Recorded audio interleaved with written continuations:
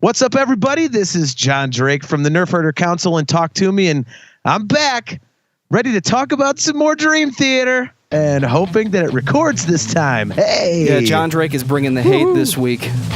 The hate machine. I am. I'm the hate machine. For anybody that doesn't know, we had some technical difficulties a few weeks ago when we recorded our original conversation. 8 weeks ago. It's been a while. But the fun thing about this medium is that you get to just, pick it up where you left off when you get to pick it back up. So do it whenever the hell you want. Yeah, we had to check out the equipment, run a few episodes before we got you back on. I was trapped in my glass prison, I couldn't get out. Oh, nice.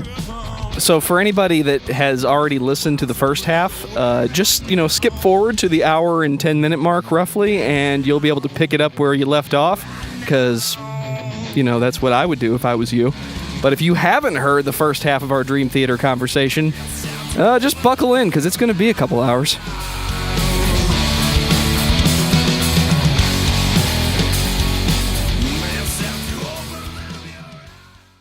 What is your major malfunction, numbnuts? Nobody wants to see my ugly mug anyway.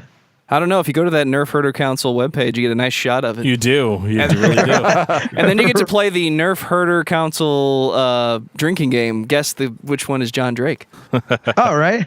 Well, I'm the fat one, so that's, Wow. Me too, man. Me too. That's my wife's rack, and then the skinny one is my brother, and I'm the big one, so. Beautiful. Well, if you're ever in St. Louis, you have to stop at my house. I have a theater room, and it's nothing but Star Wars. I will come out to St. Louis just to see that. All right, yeah. I have all the all right, we're doing a live recording Star at Wars Geoff's house. fatheads. Yeah. Oh, do you really got all the fathead ones? Yeah, so Those things are badass. Yeah, so like the Darth Vader is actually like David Prowse size. It's 6'4.5". Oh my God! I actually I had to measure it to make sure it would fit where I wanted to put it on the wall. Yeah, I'm a total Star Wars nerd.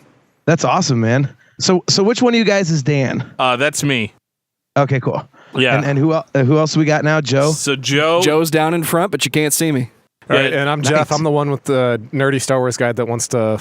Dan, Joe, and Geoff. Okay. Nerf heard this. Yeah, Nerf heard this motherfucker. Right. Nice. Yeah, dude. We're a new podcast. We've been trying to just like weasel our way into like everybody's collective unconscious. Sure. And because we've been doing this since I guess January, and we were just such big fans of all the other podcasts that were going on. But like, dude, one of the biggest things that bothered me about like a lot of the rock and metal podcasts is that like everybody is just so classic rock. Very much so. And like I don't have a problem with that necessarily, but like when we went to the Rock and Pod Expo, we were like, damn, I think we're the only people that don't listen to Kiss. Right. And then like I don't hate Kiss or have any animosity. The good thing for you is that we didn't ask you to come on our podcast just so we could talk shit about your favorite band. That's okay. Because that's what we did. That's definitely what we did to Toomey. Yeah, he's like, those guys were totally bagging Pantera. I'm like, wow, they sandbagged you, huh? Yeah. Yeah, that was for whenever, because we did that in like a multiple part episode for Pantera. Yeah, we recorded with Right. like a whole bunch of different people for that. Yeah, I played nice whenever Toomey was on, and it was just Dan. But as it progressed, I turned to the dark side and was shitting on Pantera. More and more vile he became. Yeah, it's just mainly because right. I can't stand Phil. Phil's just a douche. Outside of that, I love Pantera. Dan sitting in the background going, good. Yeah, right. Good. Let the hate flow through you.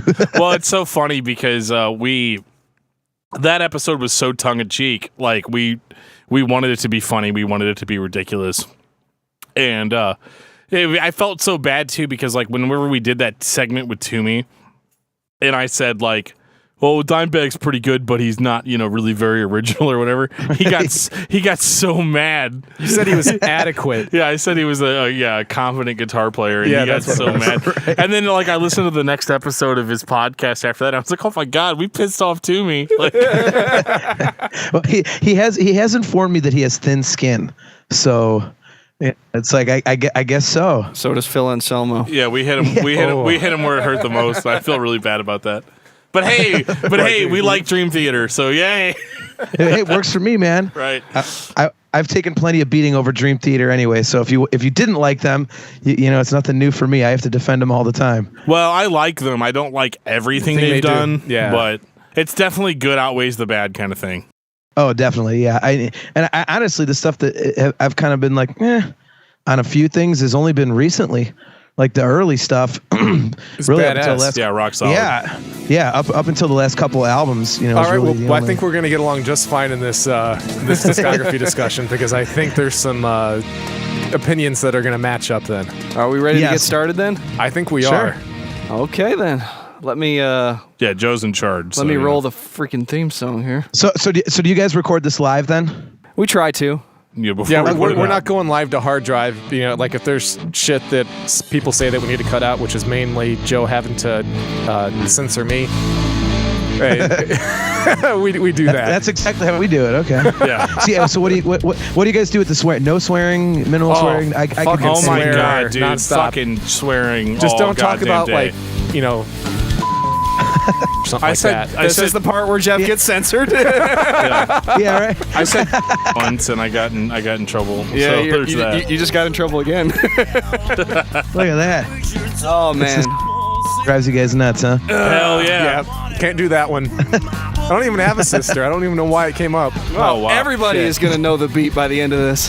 Dude, no structure. So I mean, literally, just sit back and relax. And if you like to sit back and relax while Geoff gets censored, then you are ready for this episode of Discography Discussion. I am Joe. That is Dan. That is Geoff. Ladies and gentlemen, Jon Drake from the Nerf Herder Council and Talk To Me podcast. Do I get to say both? Of course you do. It's good promotion. Lucky for you, I just did. Well, thank you very much. Thanks for asking me on, guys. I'm a huge Dream Theater honk, so this will be a blast. Dream Sweet. Theater, who's that? Yeah, it's just some band. Oh, okay. Just some band. Some shitty local band. I don't know. Yeah, they had some weird purple bearded guy playing drums for him. I don't know. That's Mike Portnoy's side project, right? Oh, yeah. Oh, you mean the guy from Avenged Sevenfold? Yeah, he was great. Oh, He just did my that god! If we could not mention that band anymore, that'd be great. Jesus Christ! Wow. Okay. Never forget. Sadly, one day we're gonna end up covering. You know, Yeah, we will. we talk about everybody. Well, that's good. That'll be an episode. If you need a co-host, don't call me. All right. Noted. We gotta call Toomey back for that one, right? Exactly. That'll be the Josh Toomey redux. I'm calling Josh Toomey for 36 Crazy Fist. He seems to have as big of a heart on for them as I do. He loves them, man. He's mined a lot of stuff out of him lately on our show. So I just love his voice, man. I love Brock's voice, man. I thought you were gonna talk about Josh Toomey again. Well, I do like Toomey, but yeah, I mean, you know, I like Josh. Sorry. Oh, damn. I like Brock from 36 Crazy Fist voice a lot. he does have a pretty cool voice. They're not He like does. I never really got into that band, but I always thought the singer's voice was pretty cool. So Well, I think that it's because they started off as kind of like this, like metalcore, you know, emo metal kind of thing. But I don't care. I like that stuff. So it's my generation. So yeah, I was never really into that. It's close to my generation. I mean, I'm only 41 years old, but you know, and I kind of came up, you know, in the same scene that Toomey did. Hey, I'm not the oldest one on the podcast for a change. This is weird. yeah, Jeff's old as shit. Yeah, I'm older than Toomey, so this is great. Well, there you go. See? All right. You're the second oldest person we've had on the podcast. I'm the elder statesman, man. Yep. What about Scott from Zayo? How old was he? Oh, you know what? Yeah, he's probably older. Yeah. So you're the third. So Scott and then Travis was. He's in his Travis. I don't know how old Travis is, but oh well. And I think he then said Jon 44. Drake. Yeah. Yeah. And now we got Jon Drake, so we've got a whole council, a Nerf herder council. Oh, Yeah, we're Nerf Herder gonna Council, talk as about it that were. later, right? I hope so, man. Yeah, I'm ready hoping to- eventually this evolves into Star Wars. But yeah, Yeah, I totally. That's the angle I'm taking. Well, before this does break down into Star Wars and Dream Theater simultaneously, if that's even possible, I'm going to go ahead and say thank you to everyone for listening and for subscribing. If you are not a subscriber, you can find everything Discography Discussion at discussmetal.com. We are on Google Play. We are on iTunes. We are on Stitcher. We are on TuneIn Radio. So if you have an Amazon Echo product, you can say to it, Alexa, play the latest episode of Discography Discussion, and she will. We're also on Facebook and on Twitter at Discuss Metal. Be sure to like, favorite, and subscribe. It really helps us out and it lets us know you're listening. And Dan is going to tell you all about 5-star reviews. hey, we love 5-star reviews, and we want to thank everybody that has given us 5-star reviews, because now like our reviews actually show up on iTunes, which is pretty cool. And yeah, so I mean, if you like our podcast or you don't like it, just give us a review, whatever you think we deserve. It really helps us out as far as searchability. Really, one of the best things you can do for a podcast that you enjoy is to give them a good review on iTunes. That's all I got to say about that. And now Jon Drake is going to tell you all about the Nerf Herder Council. We're the preeminent Star Wars podcast. No, I do have a Star Wars show that I host called the Nerf Herder Council, and you can find us at nerfherdercouncil.com. Spreaker and iTunes are our main platforms. We're also on Stitcher and Google Play. All of our episodes are available on YouTube if you like doing YouTube. It's a cool show, man. It's a little bit different than your standard Star Wars podcast. I mean, there's a whole ton of Star Wars podcasts out there if you're familiar with it, but a lot of it is, here's the news and keeping people up to date on what's going on and, director changes and, things like that. But we're more like if you were hanging out at the bar with your friends and you just started, bullshitting about Star Wars. And like, wow, what's better, Empire or New Hope? Like that's kind of what we do. So it's a little more free form. It's discussion based and that answer is easy. The answer is Empire. The answer is Empire. Well, Absolutely. yes, but you'd be surprised how many people actually would disagree with that. It was kind of surprising. If Yeah, you look it up Wrong online. people. Those are the people Yeah, that are yeah. nostalgic and not actually looking at the facts. Right? As long as they don't say Clone Wars, I'm happy. You're not a fan of the Clone Wars cartoon, huh? Oh, dude, I love the Clone I Wars think that's the cartoon. best prequel. I was talking about related thing episode ever. 2, but all right. Attack of the Clones, you mean? All right, we can talk about that later. We're going to talk about Dream Theater. Oh, yeah. And John, Yeah. you neglected to mention the other podcast you're on. Yes, I am the new co-host of Talk Toomey, and I think the only reason Josh asked me to be on was because he wanted to deflect the haters, so I collect all the hate mail and stuff like that for him. It's beautiful, And- man. Yeah, I've noticed that. It's great. been mining gold looking at the Facebook comments. It's hilarious sometimes the shit that people say. I think they're I think it's manufactured hate. Yeah, for sure. You're too nice of a guy for that. It's to be the case. I don't like things that are different. Those kind of people.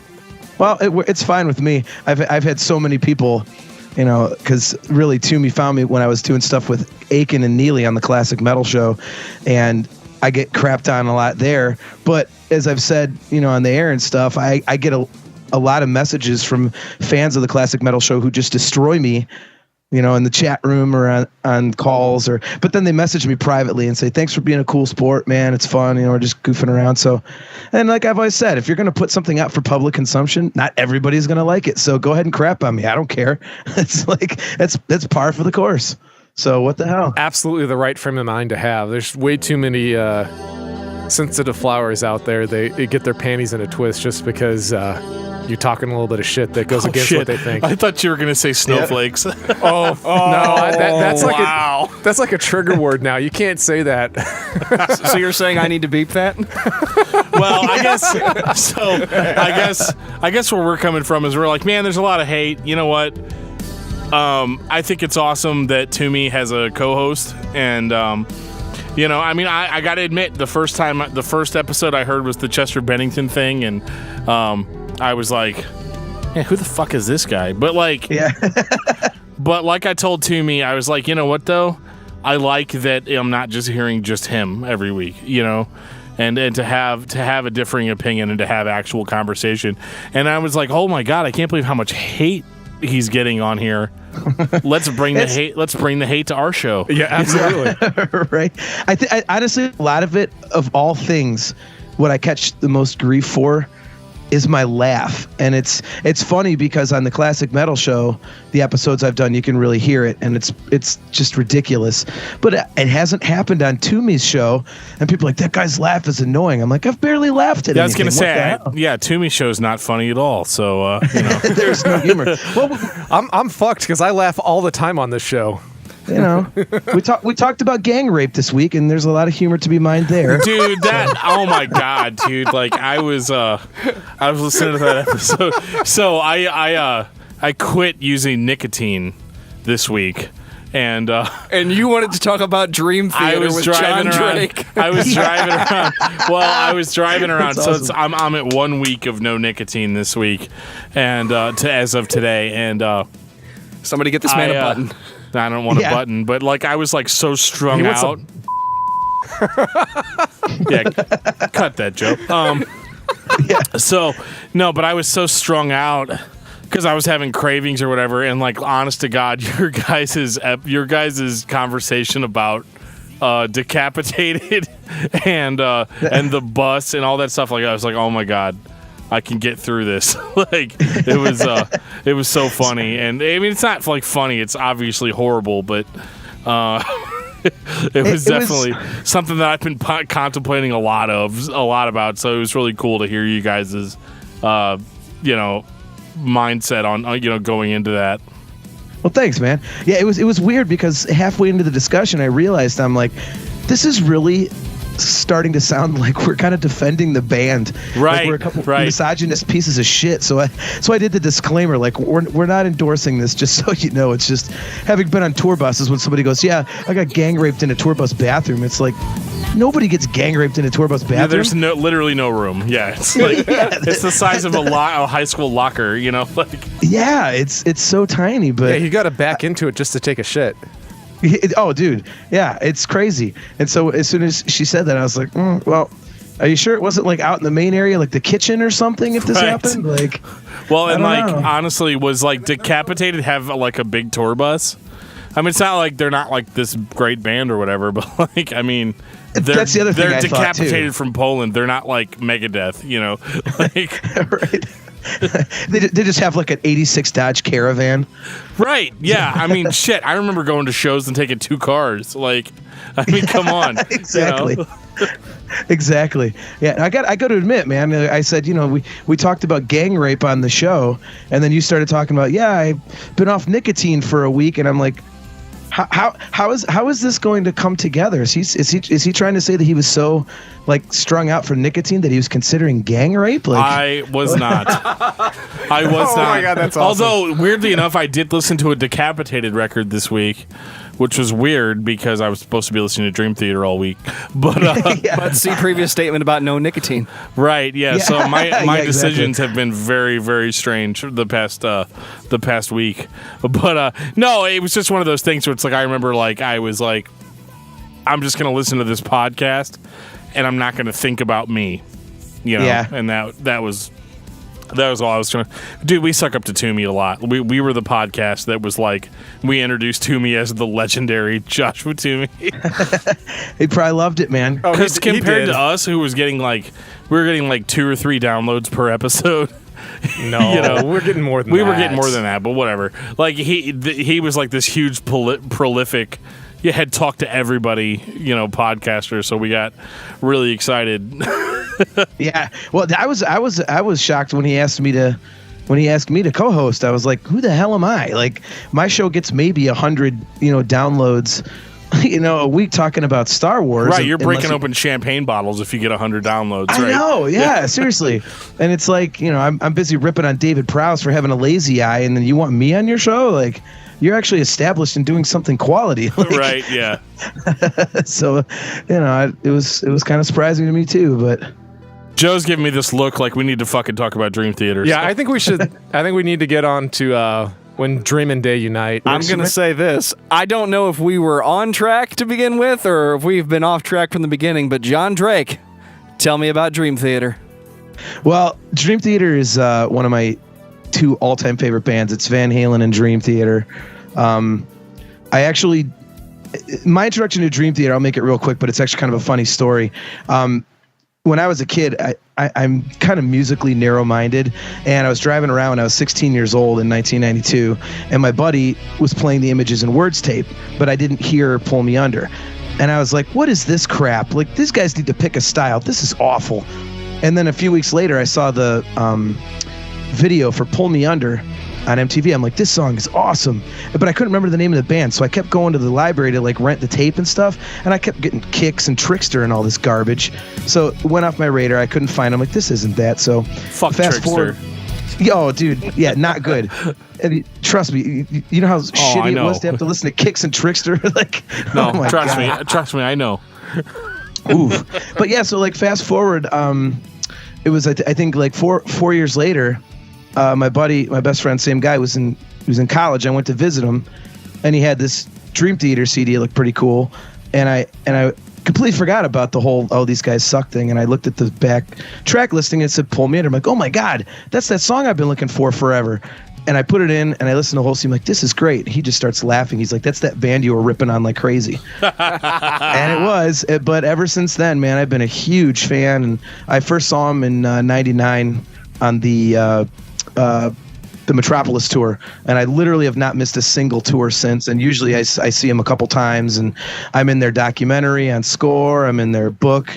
I'm just like super nerd crazy fan for Dream Theater. So Man, I would have loved to seen them on the Metropolis tour. That's probably my favorite album. Really? It was awesome. It's funny because it's like it was the first time I saw him, but it also marks the worst opening band I've ever seen in my life.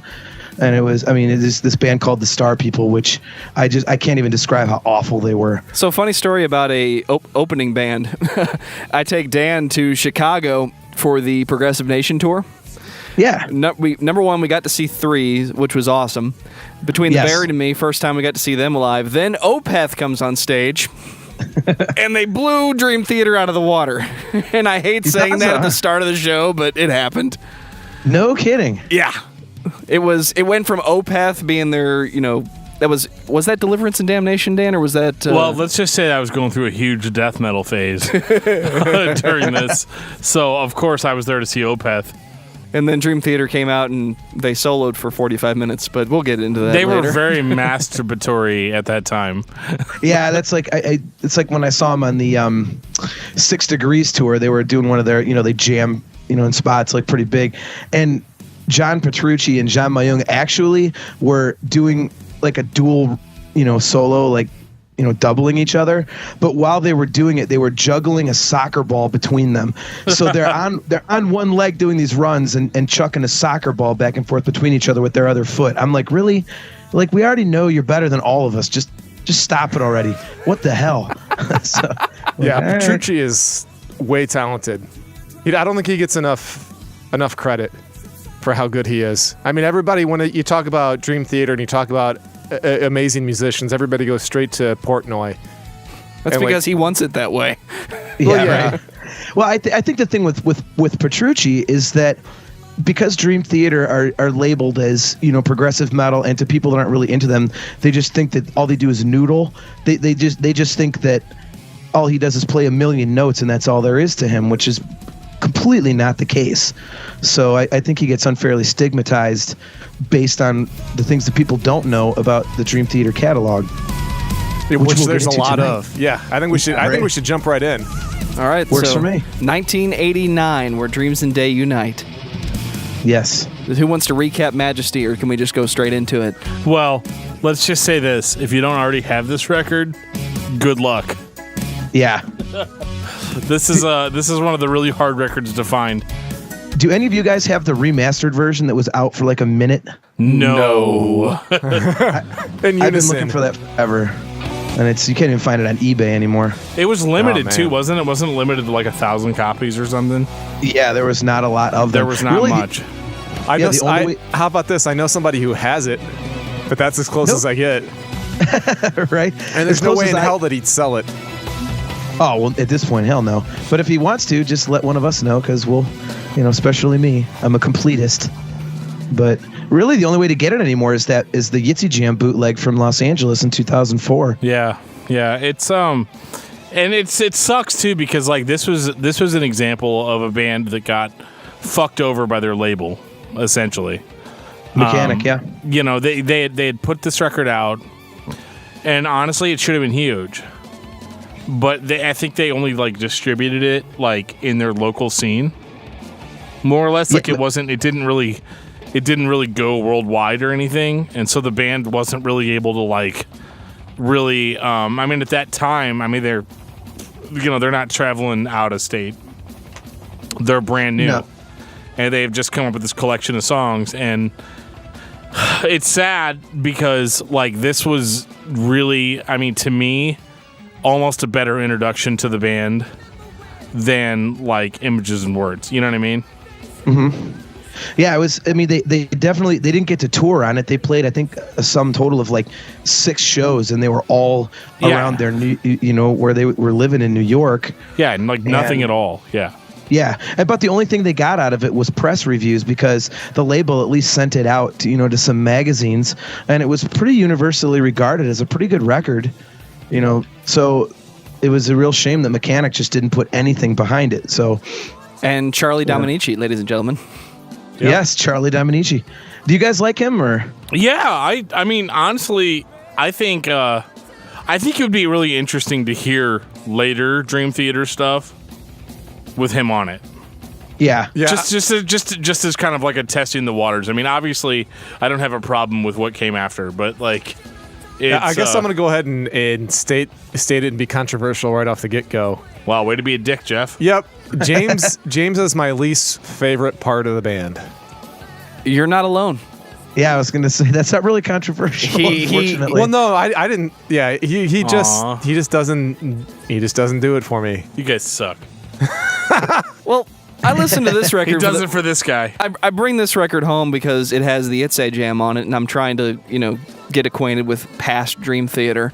Images and Words was the first record I got my hands on, and of course, once you see the Ytse Jam live and you're a guitar player, you have to go home and learn it. Well, it's on the other record, so I got to go find it. Yep. And I'm like, wow, Dream Theater was just power metal. Like, we're not even progressive here. This is just straight good orchestration, good musicians. This is power metal. I disagree. I mean, I think this is more straightforward for sure, but I think there's still elements of progressive in this. I'm going to side with Dan on this I'm not as going to well. lie. Like, I hate that term. I hate the term progressive music because most of the time it just means like we were aimless and we had no direction as a band. Yeah, right. But in the case of Dream Theater, I thought this was better than just your standard power metal. I think and the craziest thing to me, I played in a band when I was 18, 19 years old. These guys, it's like to write that type of music with that level of sophistication and ability at such a young age is just, it always stands out to me as, it's for people who don't like this record. I always kind of look at it as, well, it's a bunch of 18-year-old kids. This is unbelievable for people of that age to be writing stuff like this. So it always has a little bit of a caveat to me that they were young, but it's still excellent. I mean, Fortune and Lies, and I actually really like Status Seeker, even though it's the last song they did and it's all commercial and stuff. I think it's got a really cool hook and everything. And I definitely agree. I mean, I think, and it's weird, I was actually telling John this earlier this week, or maybe it was a couple weeks ago, I can't remember, but that I have a copy of this record, but it's on cassette. And I'm 90% sure it's a bootleg. Like, it just says Dream Theater on the front. It's like a plain, like it's like there's like clouds in the background and it says Dream Theater, and then it's like a white cassette tape, and it's got gold lettering. Yeah, wow. Sounds like a bootleg. Yeah, it's like, but I mean, I don't think that matches up. It actually sounds pretty good though. Like, I mean, for a bootleg, it's badass. Right? I had no issue with it, but yeah, it was. But no, maybe I thought we need to get you some hearing aids. I thought this was a really good introduction to the band, to be honest. You got the Dream Theater experience here. Yeah, you got the gist of it right off the get-go. Like a lot of bands, it's kind of they meander before they kind of figure out who they are. Mm-hmm. You could tell that they had a thought and they kind of followed it through their entire discography. I mean, sure, I mean it moved a little bit, but they're straight up, I guess quote unquote progressive metal / rock with a little bit of power behind it. I mean, it's they've always kind of had a similar sound. When Dream Theater is on, you know it's Dream Theater. Yeah, definitely. So Yeah. And Even if somebody else is singing it. yeah. Yeah, they playing the definitely drums. have that style. Or playing the drums, yes. Discussion for later tonight. Yes, Right, it is. for sure. We're gonna get We're gonna get into that. Yeah. And Kevin Moore on keys, superior to everything that followed. And Wonderful. I know Yeah, he only did wonderful. 3 records, but he knows how to be a keyboardist in this type of band. Yeah, but that's my favorite era of Dream Theater. Honestly, The like, early years. those first few records, man. Like, because like to me, that's the definitive sound of the band, which I do. Controversial statement. Think that they did return to later on, but They had a moment. yeah, I mean, not that I was like super happy that the last record was 2.5 fucking hours long, but Oh my God. it's like I'm cramming this in a week. Like we were talking about Dream Theater for a while, and I'm very familiar with like almost everything all the way up until about like 2013. But then I had to like familiarize myself afterwards, and I was like, Right. oh shit, I gotta listen to this for 2 fucking hours. It's definitely not something you could just listen to a few songs. It's, No, and you gotta have like the lyrics pulled up, you know. Like Yep. it's a process, man. Yeah. Yeah. I'm not a lyric guy. If you listen to the podcast, I'm all about the feel. You are now entering Geoff's atmosphere. Yep. Yeah. Yeah. That's because that's my favorite fucking word when I'm talking about bands, man. The atmosphere is so important to me. I don't give a shit about lyrics. I just want to close my eyes and relax and just totally, dissolve into the song. I don't want to have to think. If I want to think, if I want to think, I'll learn about thermodynamics. Right. Which I might know a actually little agree bit with you about. completely. Yeah, Dan is like the total opposite. Like, he's so analytical. I'm going to talk shit because he just went to go take a piss. He's so fucking analytical.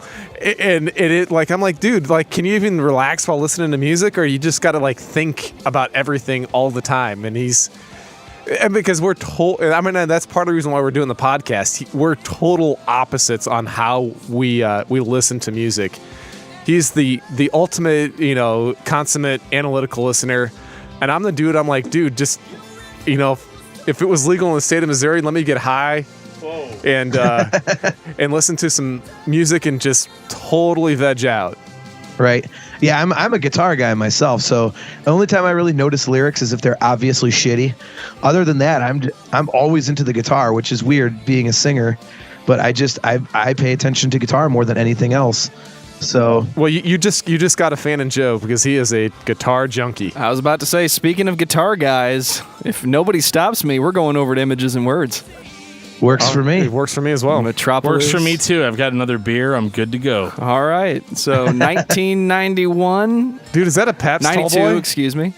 Yeah, it's a Pabst Tall Boy. Nice. We got hipster beer on the show. Oh, dude, you have no idea how far down the rabbit hole goes. we were just on the Drunken Lullabies podcast. So. I was saving it for later, yeah. but tell me all about it. Oh, dude, no, that was we'll great. talk about it later. Let's talk about Dream Theater. All right. They're our shit tonight. Come on. Yeah, they are. 1992, Images and Words. Thank you, God. Yes. This is a great fucking album, man. Dude, I mean, and what most people would call Dream Theater's debut. Right? Because Well, I guess it's the first one with James, I guess. I can stream it on Spotify or whatever. Yeah. Well, I mean, it's the first one on a major label. It was actually accessible in record stores outside of Long Island, New York. Right. And Which I was think- I weird think- because they were part of MCA, weren't they? Which is that's a bigger label. That's weird. Yeah, I know it's weird that it happened that way. Yeah, Mechanic was the label for When Dream and Day Unite. Yeah, but I thought Mechanic it was part of MCA. They were like a subsidiary type of thing. Yeah. Okay. So, but it just never had the distro. I mean, I think one of the things that gets overlooked with Images and Words is the fact that the disaster that was, their label situation with Mechanic actually was really the catalyst for Images and Words being as good as it was because they went a year and a half without a label, without a singer, and they just had time to just sit on this material. And it was really like writing a first record all over again because, when you're in a band, I mean, you have all this time to write your first album. If you get signed, then it's like, okay, you've got 2 weeks to do your second record, and you're like, crap. But with this one, they almost had a second shot at the first record because they had so much downtime, and I think that's why the record's so good. And it was almost like, a shot at redemption almost, even though When Dreaming Day and Night was good, it was still, they got a second chance to introduce themselves to people and make a record, and I think that gets overlooked a lot of the time. Yeah, it's funny you mention that because we've talked about that quite a bit on how much time it takes. You have forever to make your first album, and then after that, it's just like hurry up and you're fast forward, and you got to do whatever the hell the label and the producer's telling you to do. Yep. I'd like to congratulate Jon Drake for presenting Dan's point. Oh yes. Well, this is well, yeah. I mean, that's one of the things that that I love about this record too is that, like, yeah, sure, this was still a progression, and I thought that was interesting because I almost feel like on the first record there was a little bit of like kind of a holding back. This record really delivered in all the ways that you would want a heavy metal progressive band to deliver in. I feel like this record is more complex. The hooks are there, and that's one of the things I love about early Dream Theater is the actual hooks on the songs. Yeah, that's really good. And you don't, Yeah, I agree. Because as time goes on, those hooks kind of disappear. They get lost in They start 15-minute meandering. songs, and but I feel like here it was like literally like the most. They were literally the most in the pocket that they had been. Most succinct. Yeah. Yeah. I mean, and the vocals are actually better than they were before, and that's hard for me to admit because This is whenever James was good. I mean, I know don't going think forward, he's bad now, but I would say these are the best vocals done by James LaBrie. I don't know if I'd say they're the best in Dream Theater. I know that as time went on, he ended up with some sort of virus that totally fucked up his chords. That was in after a break in Cuba on the Awake tour. Yeah, and it took years for him to get back to where he wanted to be. And as you're going through the discography, I mean, you can tell, he doesn't have the range, and he can't hit the notes the way that he used to because of that. Yep, definitely. But yeah, this is probably my second favorite album. And I know for most people this is probably their first, but for me it's my second.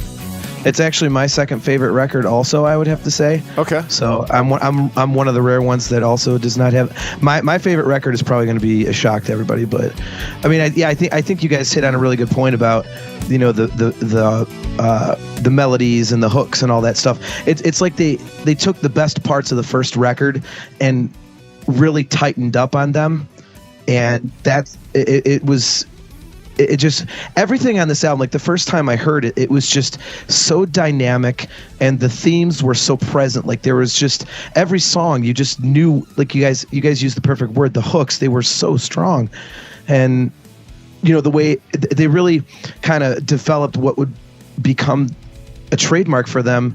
Even though the songs were long, they would establish a motif, and like you'd have this kind of melody, like you say, the hook, and they would go away from it to noodle and do this other stuff, but then all of a sudden they come back to it. So it's like it kind of anchored you within that song, and I always thought that was really cool. So does that mean that Metropolis Part 1 is your standout cut, John? I would have to say yes. It's either that or Learning to Live for me. Yeah, Metropolis Part 1 is definitely my favorite as well, and it's weird too because it's not weird, but it's almost like they did approach this almost as a debut record. Because, they're not stupid. They know nobody fucking heard the first one, Yeah. But they didn't care as much. And No. I thought that was really great because they're still putting their best foot forward here. A lot of bands, will live off of the past success that they've had. But, with a band like Dream Theater, as phenomenal as they are now and as respected as they are now, back then, they're still trying to make an impact. And and this record definitely like encapsulates that. Yeah, definitely. And I mean, you know, with Pull Me Under becoming the hit that it was just very ironic because it ended up, I mean, it's what launched them, but it's also what screwed them. So it was a really ironic song in that respect because the label was just crushing them for another hit single for, you know, the next 2 records until they basically told them, well, fuck off, you know, we're doing it our way or you're getting nothing. So can you get hit singles out of a band like Dream Theater? Really? Well, that's where I respect them a ton. The fact that they did tell the label, "Fuck you, this is how we're gonna do it. Either you keep us or you don't." But this is our band. We're gonna do it how we want to do it. There's so many bands out there that bend and break to the pressure of a record label trying to impose, a quote unquote, hit producer on them to make them, radio friendly. I mean, that's not who Dreams Theater's audience is. I mean, it's all of us nerds that fucking love this shit. That's who buys their records. So, I mean, why don't you cater to your audience? There's so many record producers and record labels out there that are just so nearsighted they just don't get it. And I'm glad that they through all these decades they've stayed strong and stayed to their stayed true to themselves, because there's so many bands that don't. Yep, they definitely weren't able to do it at first without a lot of argument. I am trying to remember the name of the studio that recorded this. Was it Bear Claw? Bear Tracks. Yeah. Or Bear Tracks. Bear Tracks. Yeah, they recorded a bunch of stuff at Bear Tracks. And it kind of made me laugh because, finding this music later, you pick up on the little things that the band says. Like everybody asked Portnoy, like, why is your snare drum triggered? It's like, well, that was their thing. Why does the drums and guitar sound this way? Well, it was their thing. I know that they made a lot of good music. And this might be the most commercial record that they had. It definitely was their debut to the masses, and it was probably James LaBrie's best performance. So you've got a band that they're not progressive by name. They're just a rock band. They're a metal band, and they just happen to be the best musicians at the gig. Yep, totally. And I mean, the other thing is, like, they had such a hard time making the record because they were battling with the producer constantly. So the fact that they did something so legendary and of such high quality while every day was just a war with the guy that they were working with is pretty incredible in its own right. Well, I think sometimes that tension sometimes brings about just crazy artistic magic. So yeah, you're going to hear about that a lot on the next one. Oh yeah, right. Say hello to Kevin Moore and say goodbye to Kevin Moore. Yeah, I said we got to start moving along. 1994, my favorite Dream Theater record. John, say it with me if you know it. Puppies on Acid. Puppies on Acid. AKA Awake. It's 6 a.m. Dan, this is all you. What the fuck, Joe? This is where it got weird for me. And not in a bad way. I mean, I fucking love weird music, but damn. Like, okay. So at this point, Dream Theater has been sold to me as this, like, holy fucking shit. They are a progressive band. They are pushing metal in a direction that has not been pushed before, which was kind of ridiculous. And that, like, I was listening to, like, 94, I was listening to, like, death metal and, 94, I was listening to Sunny Day Real Estate. Shut the fuck up, Geoff. Yeah. So nice. I was listening to, like, death metal and, like, like early Venom and shit like that. Like, cause I'm Mr. Heavy, right? Like, I listen to, like, really heavy shit. And, thrashy shit. Thrashy, heavy, deathy metal, a little bit of hardcore and stuff. So, like, I had no idea what to even think about this record because it blew my mind. Like, it's not that Dream Theater isn't heavy. Like, when they want to go balls to the wall, they can absolutely go balls to the wall. Yeah, they can hang with anybody when they want to. Yeah, absolutely. Yeah. So it was definitely a mixed feeling for me because like you've got like these multi-part songs. Yep. And I remember just being like, at the time, I remember being very like against it, like, oh God, I'm more of an obituary fan, or I'm more of a death fan or whatever. But like, I mean, as I've gotten older, I've really started to appreciate this record because it was Dream Theater's first step forward. Because you could write off the first two records as kind of your generic power metal, heavy metal stuff, and like I could see why people didn't like it because they're like, this sounds like shit that was from the 80s, and this is 1994, so like everybody's trying to be as against that as they can be. Yeah, grunge is totally in full swing right now. Yeah, so like I get it. I get why I didn't like it at first, but I totally get why it's become one of my favorite Dream Theater records because it is heavier than the previous two, and it is it's just out there in space, dude. Like I can't. 6 o'clock, caught in a web. Yeah, dude. Like voices, the silent man. It's hard for me to find words. The fucking mirror. And I apologize. I've been drinking a bit, but like it's This album is foreshadowing to what you're gonna get. It's like everything you're gonna get. Like this is the new norm, kids. So I hope you're on board because this is where we're gonna go. I mean, this is a close third for me. I have a hard time, on where my rankings are, but this is a fantastic album. I mean, just cover to cover. I'm one of those nerds that will sit down and I want to listen to the whole fucking thing. You are now entering Geoff's atmosphere for the second time. Yep, I hate fuckers who put their shit on Spotify and hit random. But no lyrics, you fuck. Yeah, that's right. All right, I talked that shit while you were in the bathroom, man. Tells a great story. I don't care. The music tells a great story. If I sat down and listened to the lyrics, I'd probably be blown away. But the music itself, still, is just out of this world, man. I love that shit. It's funny that John, that you mentioned that you're a vocalist and you pay attention to everything else. I am totally a vocals guy. I like the sound of the voice. I don't pay attention to what they're singing. And I like everything as a collective whole. I view it I did a lot of classical music before I got into metal. I played violin, viola, and cello, so that's my background. So I'm like ultimate nerd when it comes to music. Right. So that stuff with when you go back and you look at a lot of that classical music, there's so much emotion and there's so much feeling in it. And that's, people that just think, classical music, oh, that's so technical. No, it's not. I'm like, it's all about the feel. And this album's got so much feel to it. It's awesome. It's also really fucking heavy for 94. Yeah. Can I throw that out there? Like, it is the heaviest Dream Theater has been to this point. Yeah, to this point. Yeah.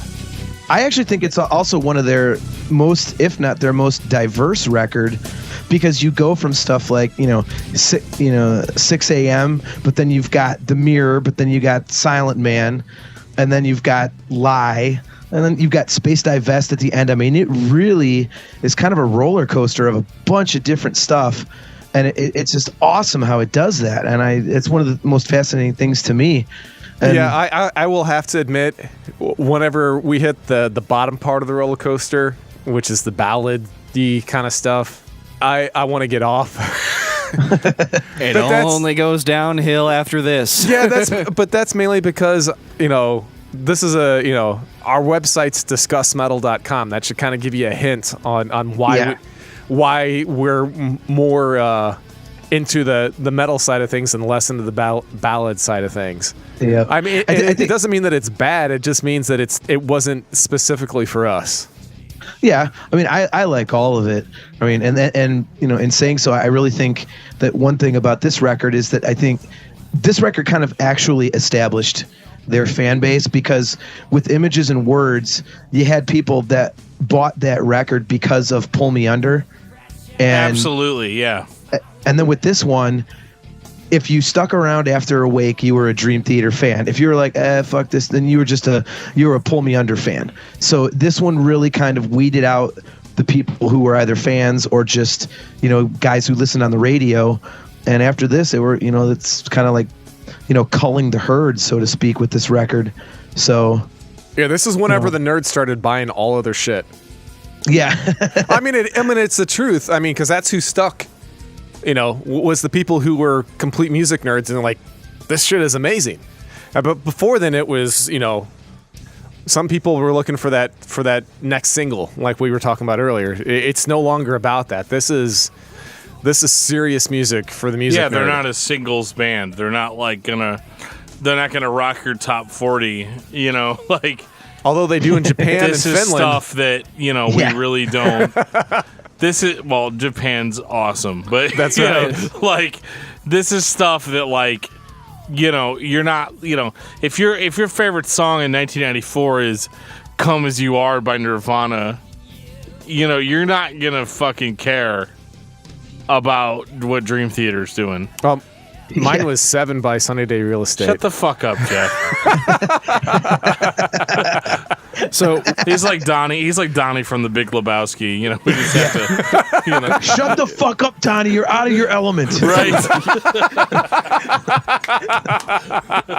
Oh, dude, that is. Jeff is headed for a world of pain. Oh, that is true. That is so good, man. We're cutting that clip and we're gonna be playing that soundbite over and over again. So Jeff's Donnie.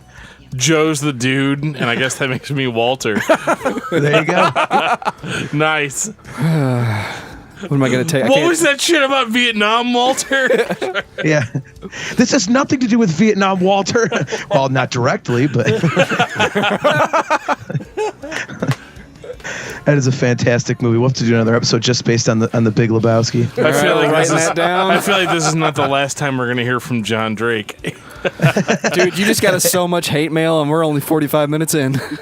Hell yes. That's all right. I'll take it. Speaking of hate mail, why don't we move on to Falling Into Infinity? Oh my God. Oh, I was going to talk about the mirror for 20 more minutes. Talk but about hey. the mirror for a second, Joe. You earned that. No, buddy. dude. This You is got this, buddy. You earned it. Awake is Dream Theater, in my opinion, and I can stop there. You should listen to the whole record, except for Space Divest, or maybe it was Lie. I can't remember. John, which song was it that Kevin Moore snuck on the record and then quit?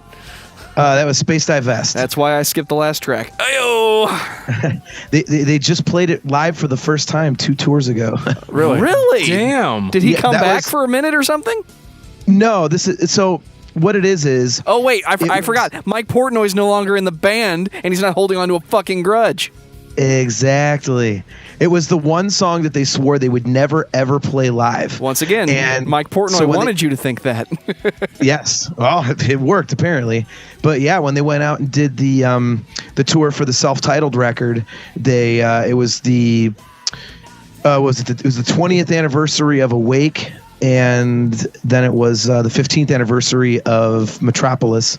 So they actually did like half. They did the second half of the record of Awake, and they did Space Divest. It was the first time they'd ever played it live. So that was kind of cool. I saw that tour in Chicago, and it was cool to see it. I'm actually one of the people that actually really digs that tune just because it is so kind of quirky. It's got a really weird vibe to it, which I've always been into. So, you're talking about feel. I think that song has got a really weird feel to it that I always kind of liked. So are you located out of the Chicago area? No, I'm actually in a suburb of Cleveland, but I road trip. I refuse to miss a Dream Theater tour. Oh, in okay. Chicago, the shows in Chicago it's only like a 5.5 hour drive, and the last 3 tours they've played on a weekend. Only. Yeah, right.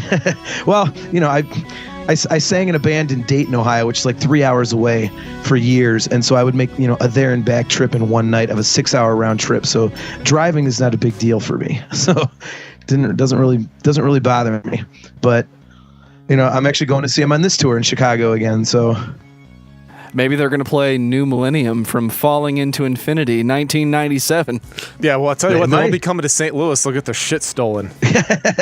Dude, nobody wants to come to Jeff St. is a Louis professional. now. Don't come here. Your shit'll get stolen, guy.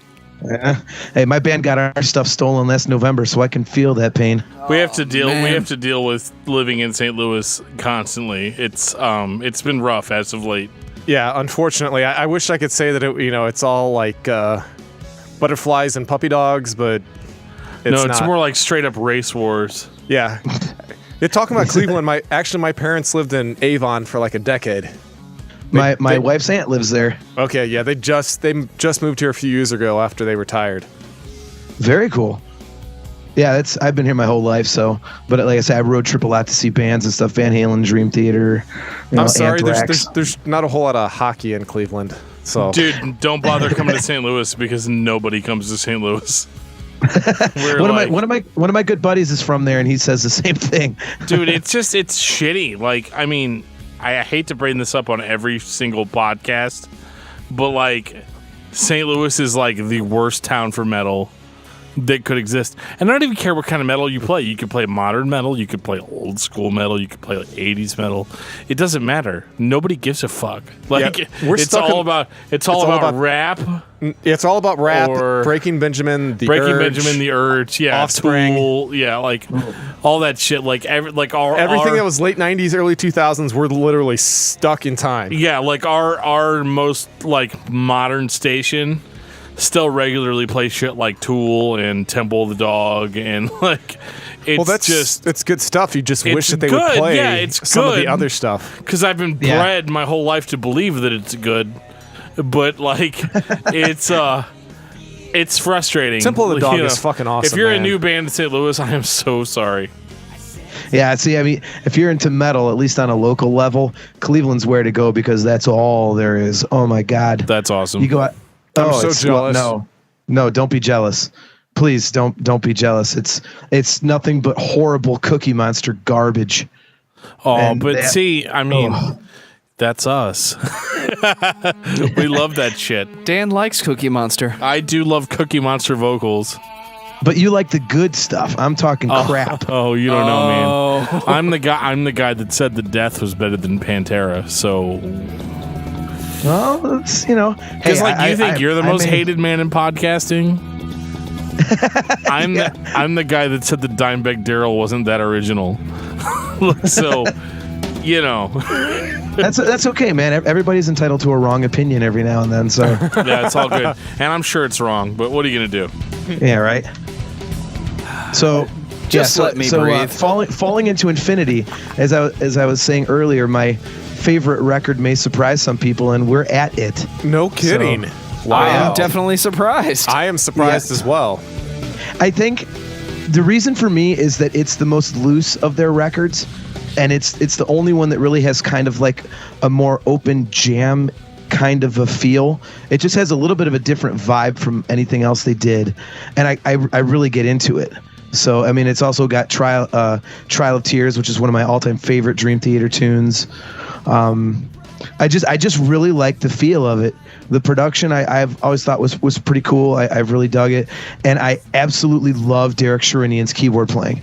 I think he's I love Kevin Moore, and I think Derek Sherinian at least did justice to I would say the way that Kevin Moore brought to the band, and by that I mean it the first few records, if you listen to them, and I'm not very musical, I'm an idiot because I'm a singer, but it seemed to be more upbeat, like major key sounding stuff. And I think when Jordan Rudess came in, it kind of got a little darker, and I like the stuff that's a little more in that lighter category, and Derek Sherinian and Kevin Moore both had that. This is definitely before they started being up their own ass. They're on the way to being up their own ass, but this is still kind of, we're going to try something a little bit different. A little bit more of the jam is going to come out in the final product. Because before this, it was less about jamming and more about orchestration. And I think this is where we kind of just started hanging out in the deep end a little bit. Like, well, it's okay to sneak the jam in, which... And this is where Mike Portnoy starts to show off how good he is or isn't, depending on how you look at it. I mean, you have this giant drum kit, and I can only hear 6 pieces on the album, so come on, dude. It's all about looks, and I'm cool with it. Don't get me wrong, Mike Portnoy is amazing as a player. But this is where they start kind of being up their own ass, because I listened to this, and it sounds very, very similar to Liquid Tension Experiment. Yeah, well, I mean, and they were doing that at the same time. I mean, the first Liquid Tension Experiment was 98. Falling into Infinity was 97. So they were just kind of in that headspace. Right. So but I mean, one of my all-time favorite things they ever did is on this record, and it's short. But Hell's Kitchen to me is one of the coolest musical things they ever did. Something about that is so catchy to me. So it stands out to me right there in the middle, and it was. And James isn't singing. Yeah, there you go. So if you don't like James, this is for you. But it's funny because Hell's Kitchen was supposed to be the middle part of Burning My Soul, but they decided, the label's like, oh, this is too long. Oh, I didn't know that. Singles. Yeah, it was the middle part of Burning My Soul, and they took it out and made it its own piece because the label didn't want some gigantic 12, 13-minute monster. So they had to make it something separate. And here I was giving them kudos for not kowtowing. Oh, they kowtowed like crazy. They actually, You Not Me was written with Desmond Child. Oh, wow. That I did not know. Yep. And Mr. Generic.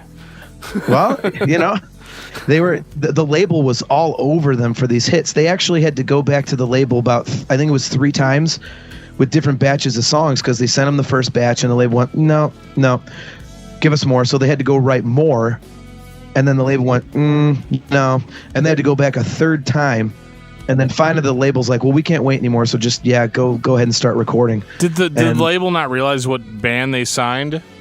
Yeah, they honestly, that's why they have the video for Hollow Years, because they were trying to recreate that and get on the ballad train and get it on MTV, but it was almost never played, and it was just boring. Yeah, the ballad train is like the worst train to be on. Right.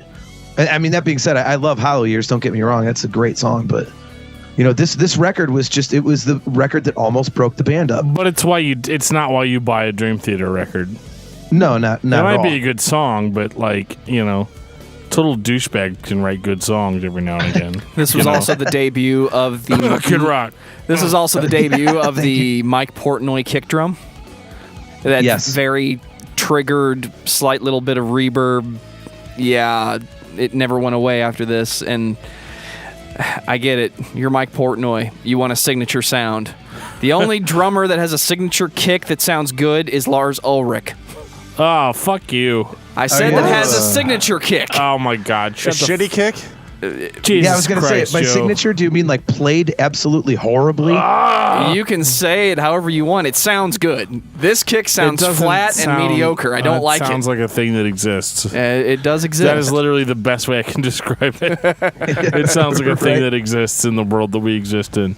Right. Well, it's almost like if the band was going to break up, they might as well just be up their own butt, because this is where it started. This is. Oh, you're talking shit on his favorite This is album, the beginning Joe. of.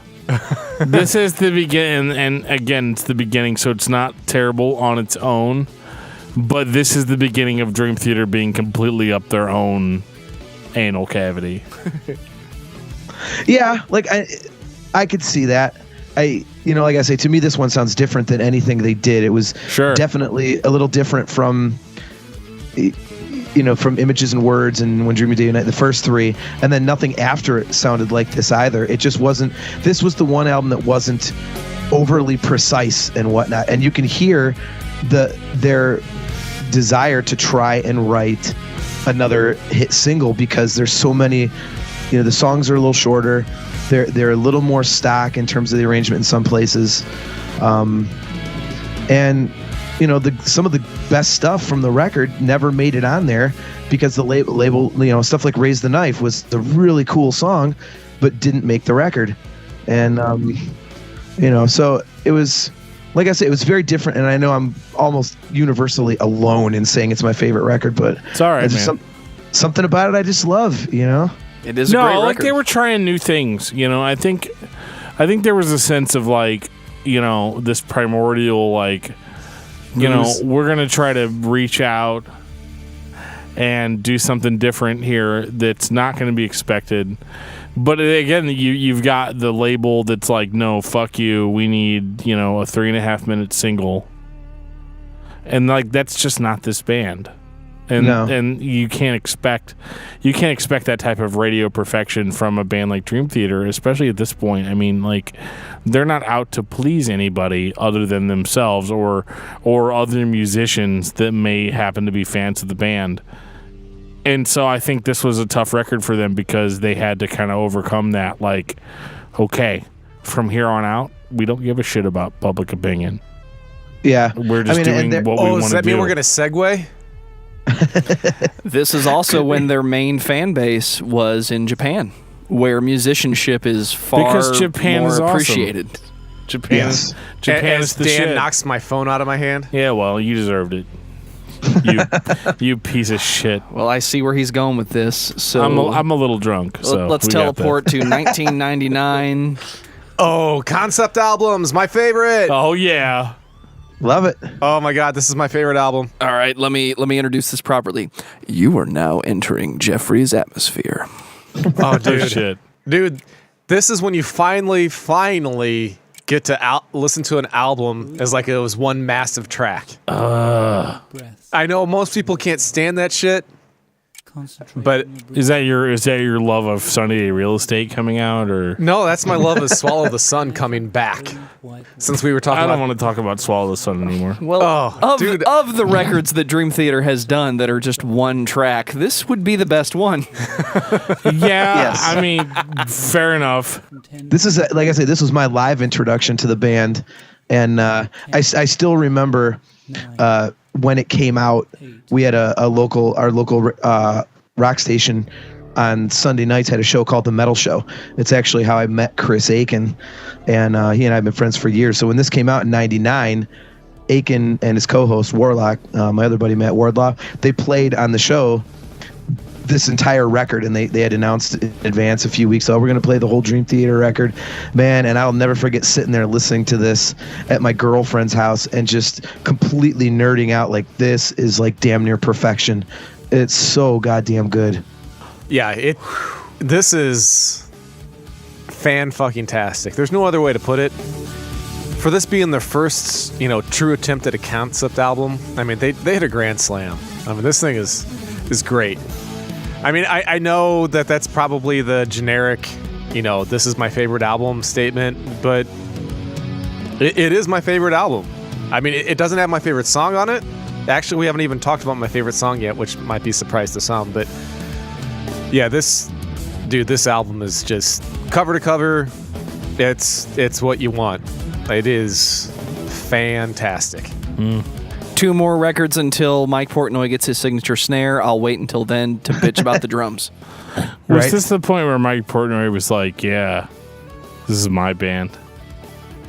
I'm taking over. It really was him and Petrucci. Yeah, it was literally like, this is just our thing. All the other guys. They actually said that. Yeah, which is cool with me. I believe it. Him and Petrucci together, man. I mean, they're the main cogs, in my opinion. When Portnoy leaves, my interest wanes a little bit. I'm not gonna lie. Oh, we will talk about Mr. Mancini. Discussion for later. We're not there yet. Yeah, I know. I'm just saying. Since it's coming up, I'm gonna drink some more beer. Just wait up.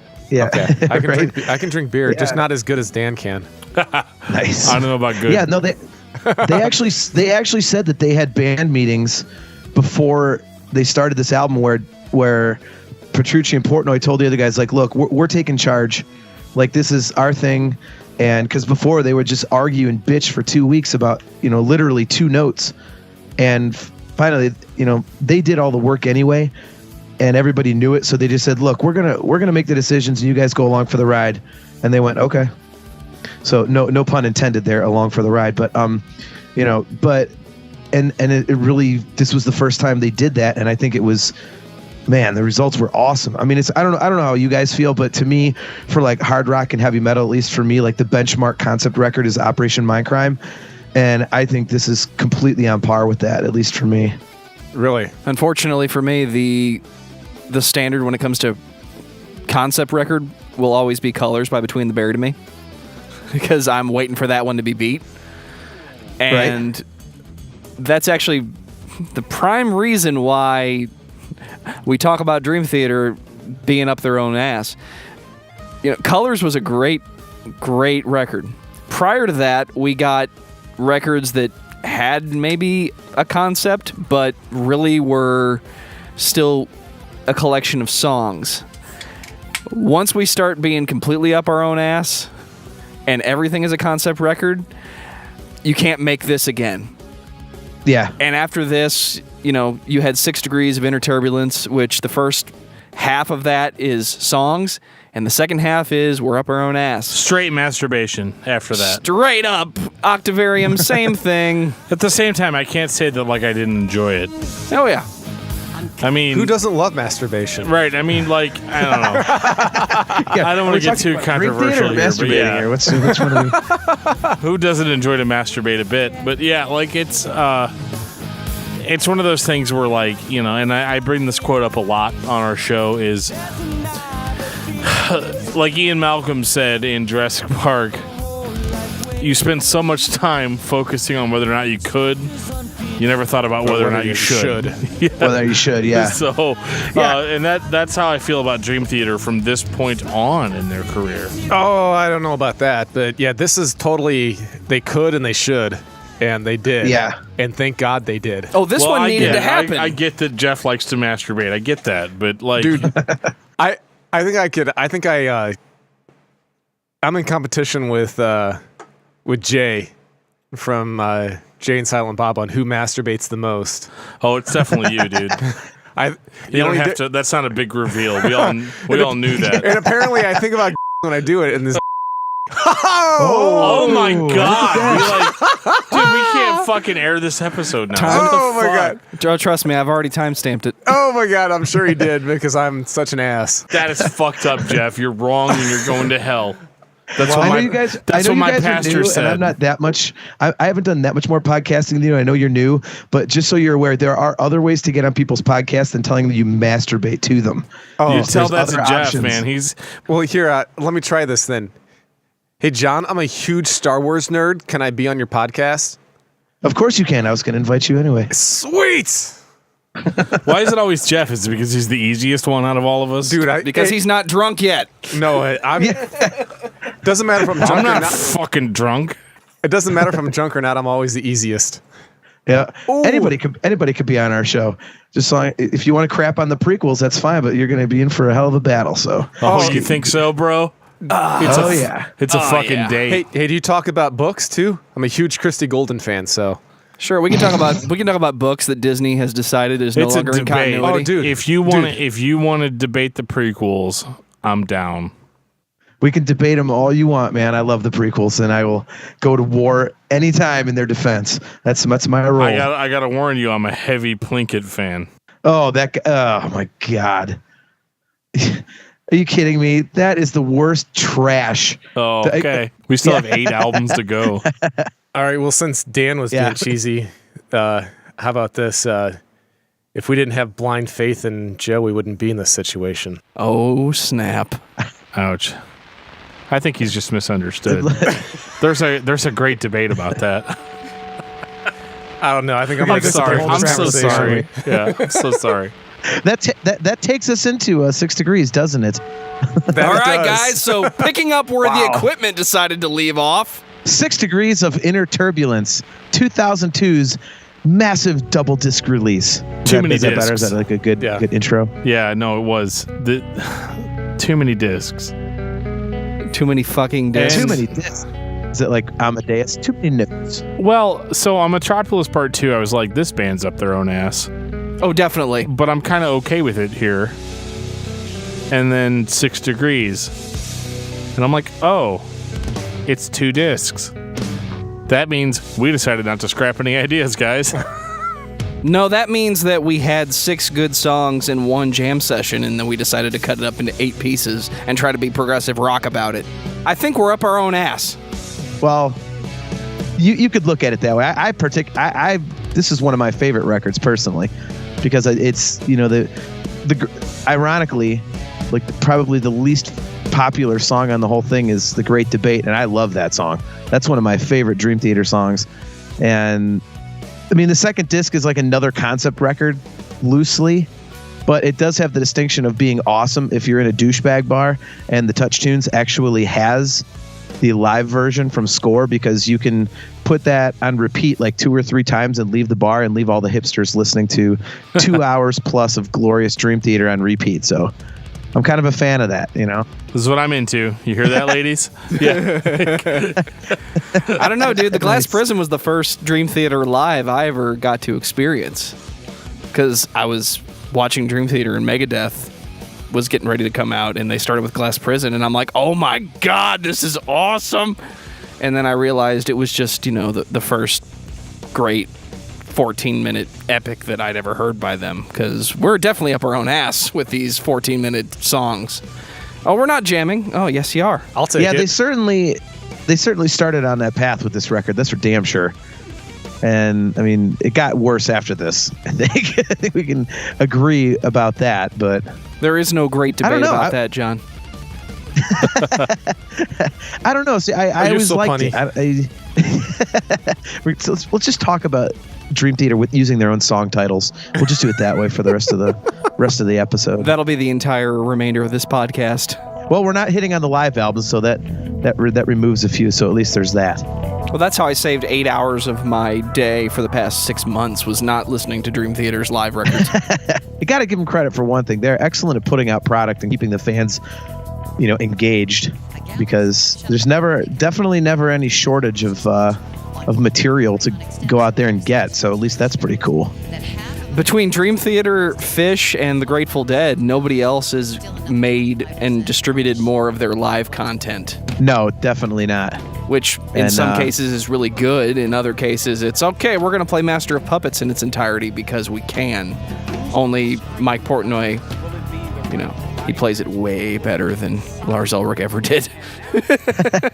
I think a one-armed chimp plays it better than Lars Ulrich ever did, at least recently. No, that's a one-legged chimp. That guy is chimp. shit awful.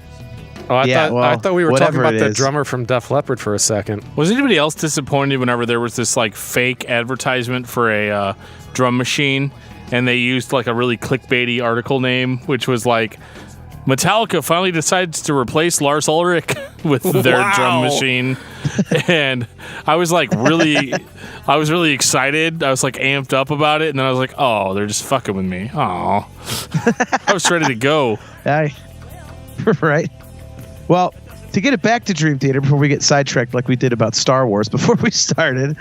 Yeah, the long songs, I don't think it doesn't bother me, because I think the albums were already like 75 minutes long anyway.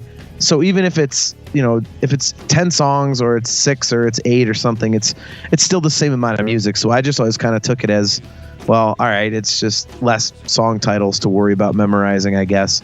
So, but I do agree that it's definitely something where they got into this habit of, you know, well, let's just have a couple songs. Like, well, you don't have to go that extreme. You don't have to have like, you know, 5 15-minute songs and call it a record. So I definitely agree with you there. I don't think it bothered me as much as it did some other people. Well, I'm a fan of the music. Go ahead, Geoff. It doesn't bother me. I'm a big fan of, you know, just sitting down, listening to entire albums. So I don't really care if a song is 2 minutes long or 20 minutes long, because I'm going to sit down for the whole thing. Well, my only complaint is, as a whole, within their discography, this is a band that was really good live because they were good musicians. They were better than almost everybody else on the gig. But you go from albums with songs that you can jam over, you can kind of spread them out live, to let's just start recording our fucking jam sessions. And this is not as bad as it got. This is definitely on the good side of their long songs that they started putting out. But this is where Dream Theater basically started treating like everything that they did like solid gold. And even with Liquid Tension Experiment and, you know, this idea that, oh, we're just going to improvise, and okay, we already know you guys are better than everyone else in the room, but can I get, you know, a couple good songs, or do I just have to strap in for an epic every time I put on a Dream Theater album? Because that's where they've put me. Well, I don't think that's fair, because I think that, yes, this was very up its own ass, as we have said probably 400 times. If you guys are playing a drinking game at home, every time we say up your own ass, up their own ass, take a drink. you'll be shit-faced before you know it. But just because they were like really into themselves on this one, it wasn't unenjoyable. And full confession, I like disc 2 the best. You son of a bitch. I can't help I gotta it. go with disc 1 just for the Great Debate in the Glass Prison. I love the Glass Prison, and I like the Great Debate, but like it's just, for whatever reason, the pretentious asshole in me kind of appreciates what they did on disc 2. in the sense of like just trying to tie it all together, because they're like, we want to do this different thing, this heavier thing that we're doing on disc 1, but we also want to do Metropolis Part 2 again, with this whole idea of like, yeah guys, it all ties together. See, don't you see it? Do you see it, Geoff? Can you hear it? Can you hear it, Can you Jeff? feel it? I can feel it in I can my smell bones. your fear in the air. Okay. That'd be my ass, actually. Oh, man. Nice. Wow.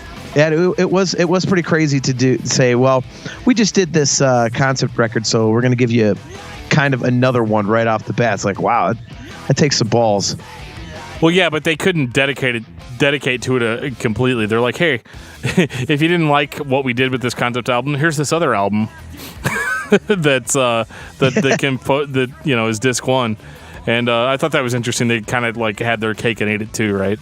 Yeah, I think definitely it was, like you say, it's almost like two different albums. And, like Jordan mentions in the documentary for Score that it basically really was kind of like two separate albums for them. And, you got the really heavy first disc, and then, the more metal one. And then you've got, you've got the more progressive, like straight up melodic second album, really, which, the whole second disc. And the only thing that really struck me was as I got into the second disc, I'm like, why is there like 8 minutes of classical music at the beginning of this? Where's Dream Theater? What happened? Did I buy like a Tchaikovsky record or some shit? Like, what happened? Vivaldi. So that was kind of odd. Yeah, exactly. Well, the first time I heard Chopin. it, I actually fell asleep. Like, I didn't actually make it to the second half of the album because, like, and it took me probably a couple weeks because disc 1 is like so fucking good, right? So like, Yeah. I listened to that and I'm like, oh, this is great. So I pop in disc 2 and I'm like, okay, so it's classical music. I'm not surprised, but I was like, I guess this is all it is, because I fell asleep within the first like 5-6 minutes of it, and then it was only a few weeks later that I was like, okay, there's actually a Dream Theater album hiding behind all that classical music. Behind it. More like an EP though. Yeah, an EP, exactly. Yeah. Yeah, I have to admit I skipped it when I realized how long it was, and it was just going to keep going. I was like, I can listen to this any other time. Get to the goddamn songs. Right. So that was my, I don't know. The other thing about this record, they started down this path. The first one was really with the album before it, Metropolis, where they stopped, kind of writing in the typical fashion that a band would write, where they get a rehearsal studio and they put it together and they jam with each other and everything. It's this was their second attempt to just write in the studio, which is how they have done it ever since Metropolis. And I think, and I love all the records pretty much, but I think you can tell that spontaneity just isn't quite there like it was with the previous albums. And I think the only album that really worked perfectly on was Metropolis. Yeah, it doesn't seem as genuine here. It seems like, okay, so if people aren't on board with the like heavier direction, they might still be on board with what we have, on the second disc. And I think it's like one of those frustrating situations where they're trying to appeal to two audiences, which I think is kind of out of the spirit of Dream Theater. Because before this, I kind of got this impression of like, fuck you, we're going to do what we want to do. And if you're on board, you're on board. That's great. But if you're not, well, sorry. Yeah, I completely agree with that. The other thing that it did was, by writing The Great Debate and especially the Glass Prison, they were playing that stuff live and we're getting this incredible vibe off the audience for it. So it's what led them to the creation of the next record, that being Train of Thought. Oh, do tell me about the concept of Train of Thought. See, that's a segue, man. Yeah. Gotta love that professionalism. They basically, that's what happens when you get multiple podcasters on. We all know what we're doing. Some of us do. Yeah. I don't. Dan's like, I know how to drink beer really well. I drink and I drink and I talk, and people like that for some reason. Nice. But yeah, they they were really kind of getting a vibe off of the audience for the tour during the touring cycle of 6 Degrees, that the heavy stuff was working, and they decided that they kind of wanted to make a straight metal album. And they were quoted as saying, well, it's kind of like, Metallica has their Master Puppets and Slayer has Rain and Blood, and we want to have our seminal metal record. And that was the goal, was to make it just this brutally heavy album. And they definitely succeeded at that, but it was certainly the most bleak release that to this date that they've ever done. Which is kind of interesting. It's weird. I really like that record, and there's albums I like less than that, but it's the one I listen to the least. Really? Yeah, actually my favorite song is on this, and that's As I Am. I love that song. Oh, you would have loved the most recent tour. They played that. Oh, did they really? Yeah, it was actually, it's funny because since we recorded last, I saw that tour twice. We were going to bring that up. Yeah, it was a little bit of a kind of a screw up on my part to go again, but I managed to go to the Chicago show on November 3rd, and then November 8th I was in Greenville, PA. And yeah, they actually threw in As I Am, which was pretty cool, because I hadn't heard that one in a bit. But yeah, Train of Thought's awesome. It's really heavy and everything. It's just there's just something about it that lacks a little bit of that melodic quality that Dream Theater's always had. It's just they really just went, well, we're just going to be heavy and fuck everything else. So, well, I remember when they were talking about creating the seminal metal record that was Dream Theater, and I thought, guys, you already did that. That was Awake. Yeah. That was Images and Words. That was even, Metropolis. You guys already have done that. So why are you attempting to retread ground? Because when you make that intentional observation, that intentional, we are going to make the greatest thing that we've ever made, that's the red flag to the consumer of this is complete shit. Be aware, be aware, be aware. And I guess that's why this is Dan's favorite album. So, Train of Thought, my favorite Dream Theater album. Because I'm a meathead, guys. I like heavy music. And you like that balls. This record delivers. And I didn't expect it to. See, when I normally listen to Dream Theater, I kind of have to put the meathead side of me kind of away, put it somewhere else, so that the hipster side of me can flourish and feel superior to other people who like this kind of music. And I can be like, yeah, wow, dude, you like that Megadeth album? You should check this shit out. This is Dream Theater. Yeah, I was totally into it. I was totally into it before you were. But Train of Thought really, it's a heavy album. It's not the most progressive Dream Theater album out there, but I really do love it because it's extremely heavy for Dream Theater. And I just like the way that it flows. I think after we had, Metropolis Part 2 and we had 6 Degrees of Inner Turbulence, I think Train of Thought was a really refreshing, and that it was a more straight ahead album. Am I wrong in that? No, I definitely think you're right. And, I was saying while you were chucking a clinker that it's, it definitely, it's their most bleak and probably least melodic album. I always thought that little violin cello track, Vacant, it was always kind of funny to me because it always seemed like an apology to me. Like to the fans that didn't want a record that was nothing but brutality. It was kind of like, oh, sorry about that. Well, here's 3 minutes of breathy James Hetfield with a little string section to tide you over. Well, it's interesting too that you had mentioned my taking a shit, because that's my taking a shit part of the album. Because I just I love the I love the brutality of it, man. And this is when people make fun of me for listening to Dream Theater, because I have terrible friends, and people make fun of me about that because I'm always like, dude, you guys like Opeth, and they're like, yeah, we do, and I'm like, yeah, but I like heavy stuff just like anybody else does, But dude, Dream Theater is capable of doing that.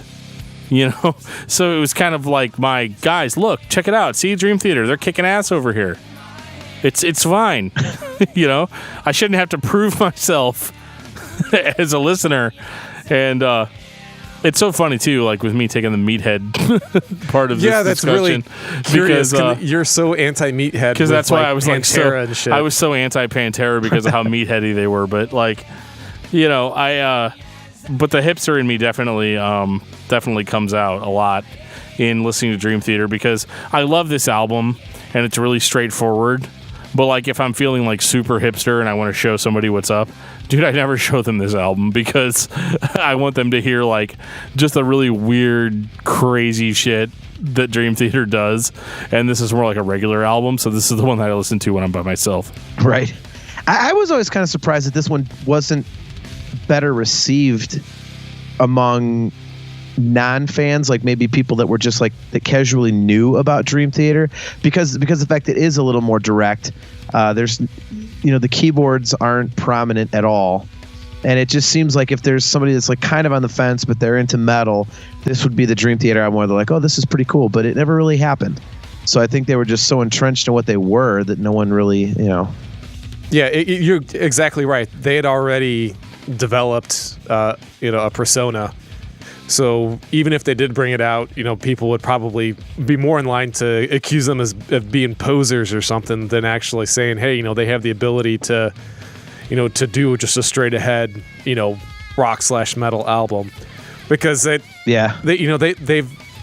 everybody is already expecting something else. So they just feel like people are probably just, pumping their tires when they say, no, dude, actually they do have a straight ahead album. Because they're like, no, that's not what Dream Theater is. Dream Theater is all over the fucking place. Yeah, but fuck those people, because like, we're all the people that love Metallica and love like metal, like heavy stuff, but that has a little bit more mainstream of a identity.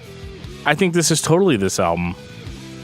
And I don't understand where all those people are. I mean, maybe with it being like 2003, but I don't know. Yeah, I mean, it was, 11 years after Images and Words and Pull Me Under, so people probably that were fringe fans because they really liked Pull Me Under, after 11 years, they're just like, well, I gave them a chance with Awake and these other records, so why am I going to listen to this? I feel like they pulled back a little bit. Yeah, well, I mean, like coming from, like, okay, I've seen, the first time I saw them was on the Metropolis tour, and I've seen every single tour since. Even one where they didn't really headline on Black Clouds that much. And I mean, their crowds really kept going up and up. And so, I mean, this definitely didn't hurt them. And it continued a period of upward trajectory for them. But I just really thought it would be more widely, more widely received with an audience outside of just their hardcore fans. See, I remember the next record, Octavarium, being like this huge fucking deal. And I don't remember why. I've listened to it as many times as I've listened to any of their other records. And my observation now is this was a backpedal. This was, let's go back to 6 Degrees. That was a good idea. Let's come up with a bunch of songs and then do a gigantic jam amazingness. And I don't remember why Octavarium was supposed to be such a huge deal. And that might just have been another, well, it's Mike Portnoy, and he's amazing. And yeah, the Mike Portnoy click drum is in full effect.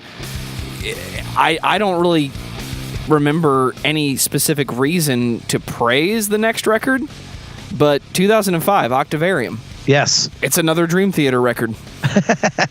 And it is the next in line of albums they wrote, as I stutter over my own speech here, the next in a long line of records they put out to justify going against what they did on previous albums, which was an interesting pattern they got into.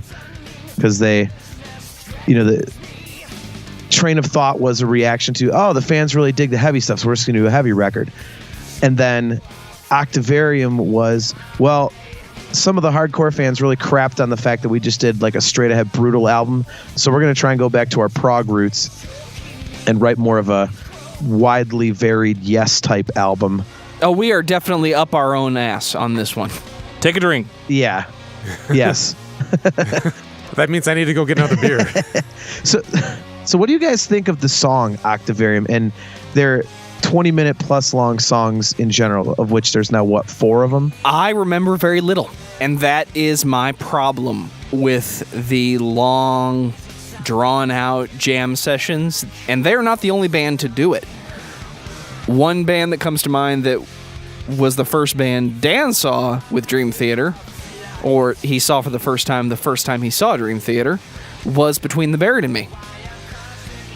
And their, I'm going to get the number wrong, their album, The Great Misdirect, ends with is it a 17-minute or a 27-minute?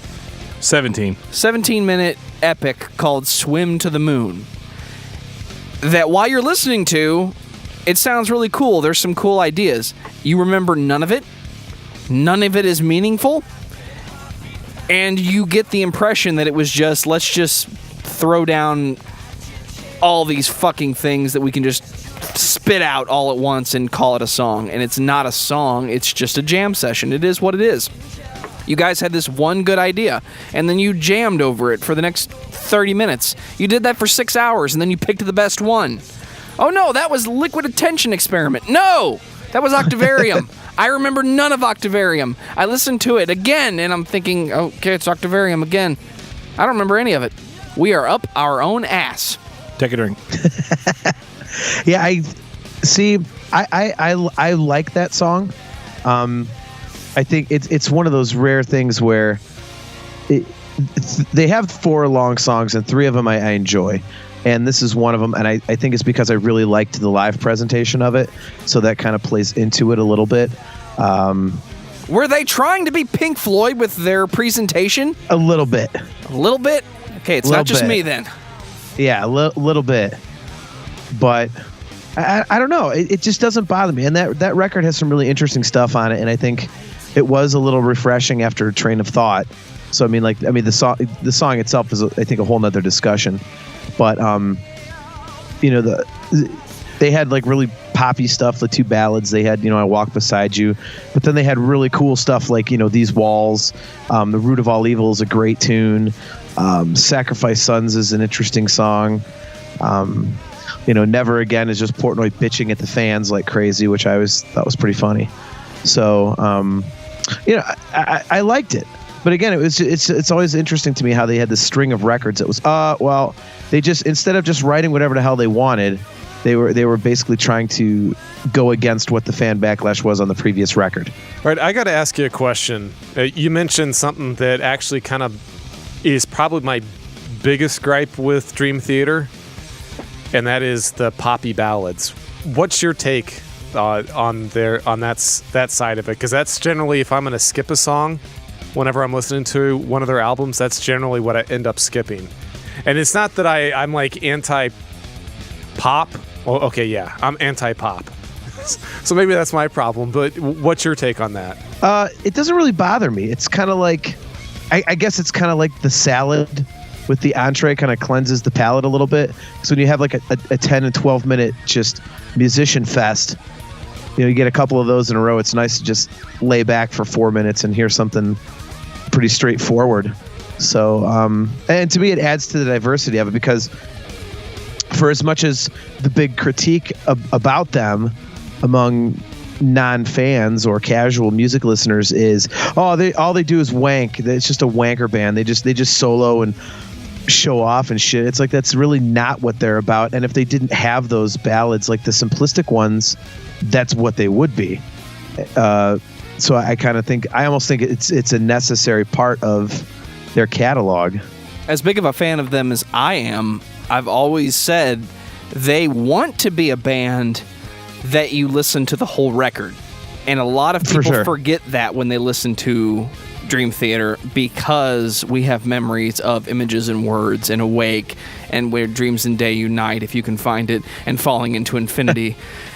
We have memories of those songs that were just songs, but they matured as musicians, and they want you to sit down and listen to the whole thing.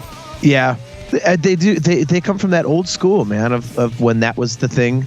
You're growing up with records and everything, and stuff on vinyl, or just say prog rock in general. That was, that stuff is written in a more album format and not just, well, here's, a couple good singles and then all of a sudden, here's some filler songs. Like, no, the whole thing is supposed to be, a collective piece in a way. So, like I said, I just think those are kind of necessary, and some of them are really cool. I mean, there's some of them I really, really enjoy. So, and they did have that with, Another Day, and then, Silent Man and stuff. So it wasn't something they all of a sudden just decided to do. It's just, I think they were a little more straightforward than they had been when you start getting Octavarium. Well, speaking of filler songs, who wants to talk about Systematic Chaos? I didn't say anything about Octavarium.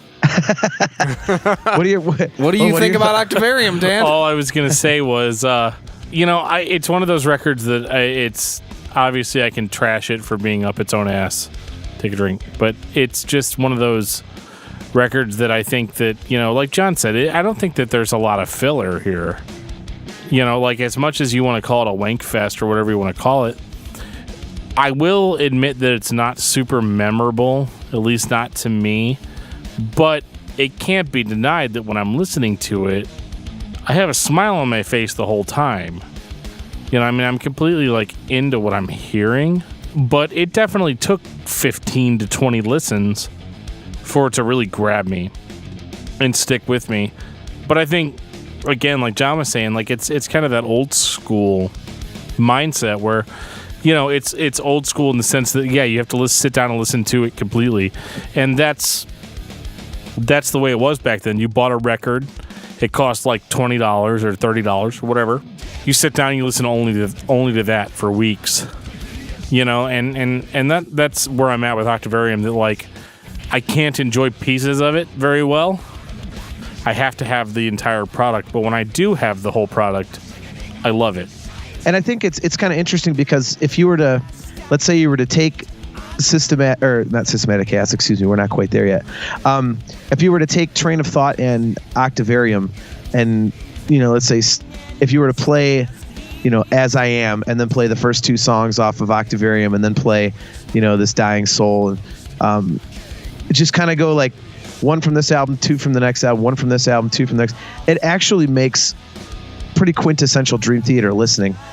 So it's almost like it was two albums that were split into two different experiences. That's a good idea. I'm going to make a playlist of that, actually, and I'll let you know what the results are. That's going to be the Dream Theater playlist right there. Yeah, for sure.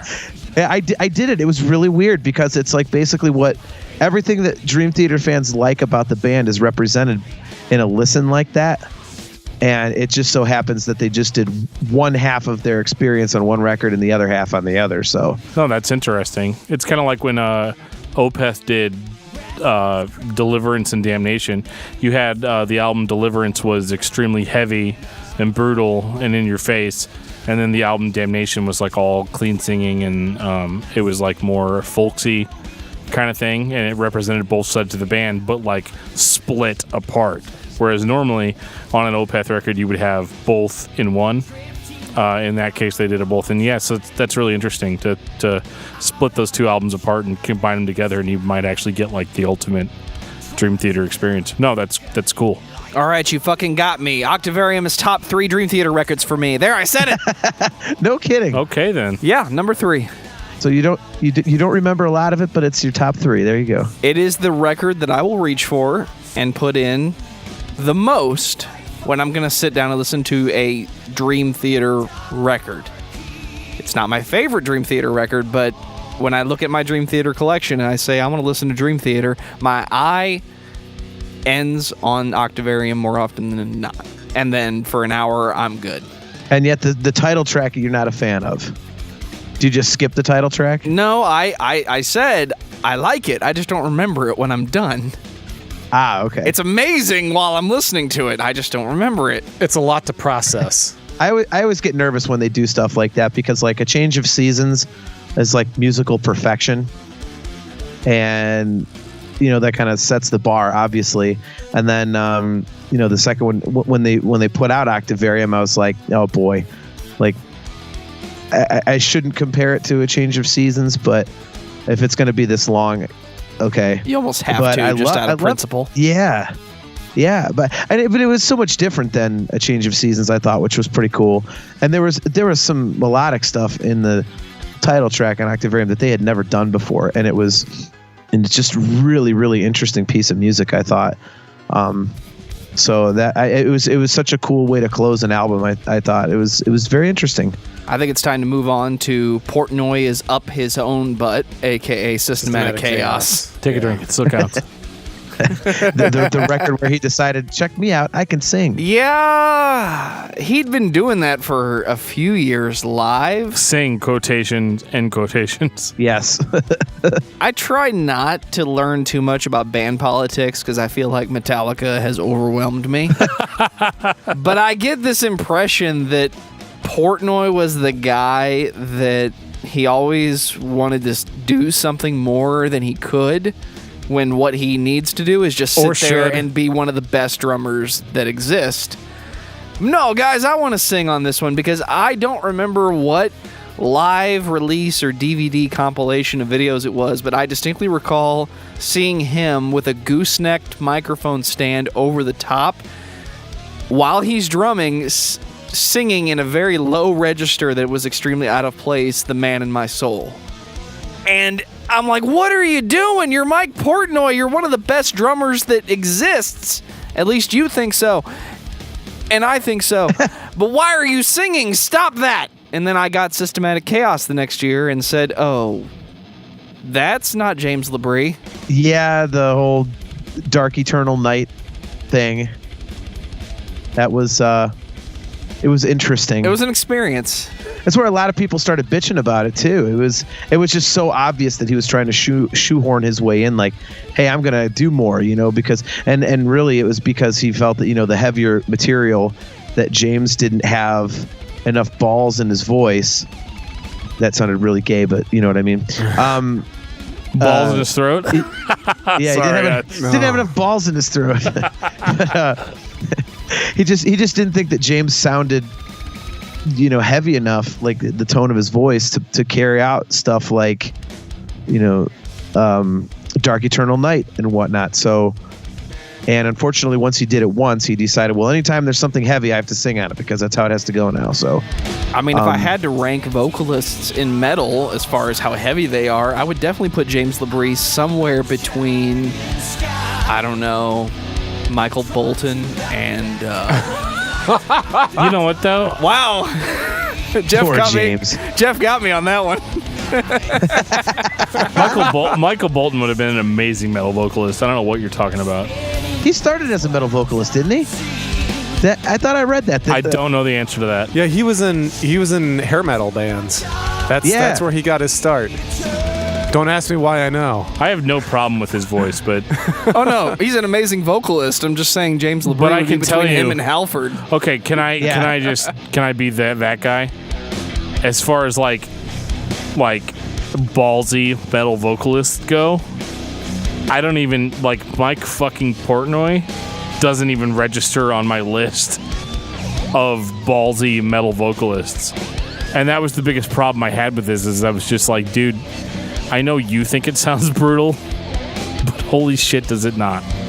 Like, I mean, Back to the drawing board, buddy. yeah, like honestly, I'm the kind of guy that can listen to, I can listen to a super brutal band with a vocalist that's singing super high pitched and sounds like angel jizz over it, and that still comes across to me as more heavy than whatever the fuck he was trying to do on this. And like it bothers me much. Like, okay, discography discussion landmark moment here. He's not even like, in my mind, a Phil Anselmo. Like, he doesn't have the balls for it.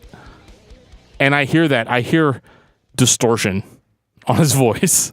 Like artificial distortion, and it bugs the fuck out of me.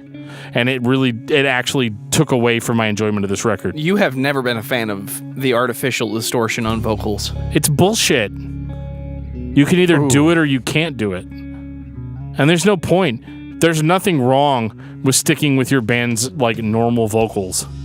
in this case. If your music's heavy, then who gives a shit?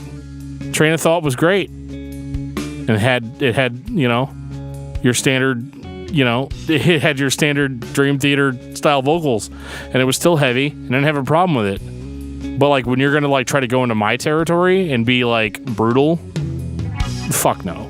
He had nothing going for him there. Yeah, I kind of thought it was not really needed as well for that exact reason. Like you said, there's Train of Thought, there was Awake. They'd done heavy songs before that didn't require him doing, his Cookie Monster impression, grunting like an asshole, and then having to throw tons of distortion on top of it. Like that's fucking weak in the Cookie Monster world. Who needs that? And like, why is it on a Dream Theater record? Like, I listen to Dream Theater as an escape from music like that. Yeah, I definitely think it wasn't necessary.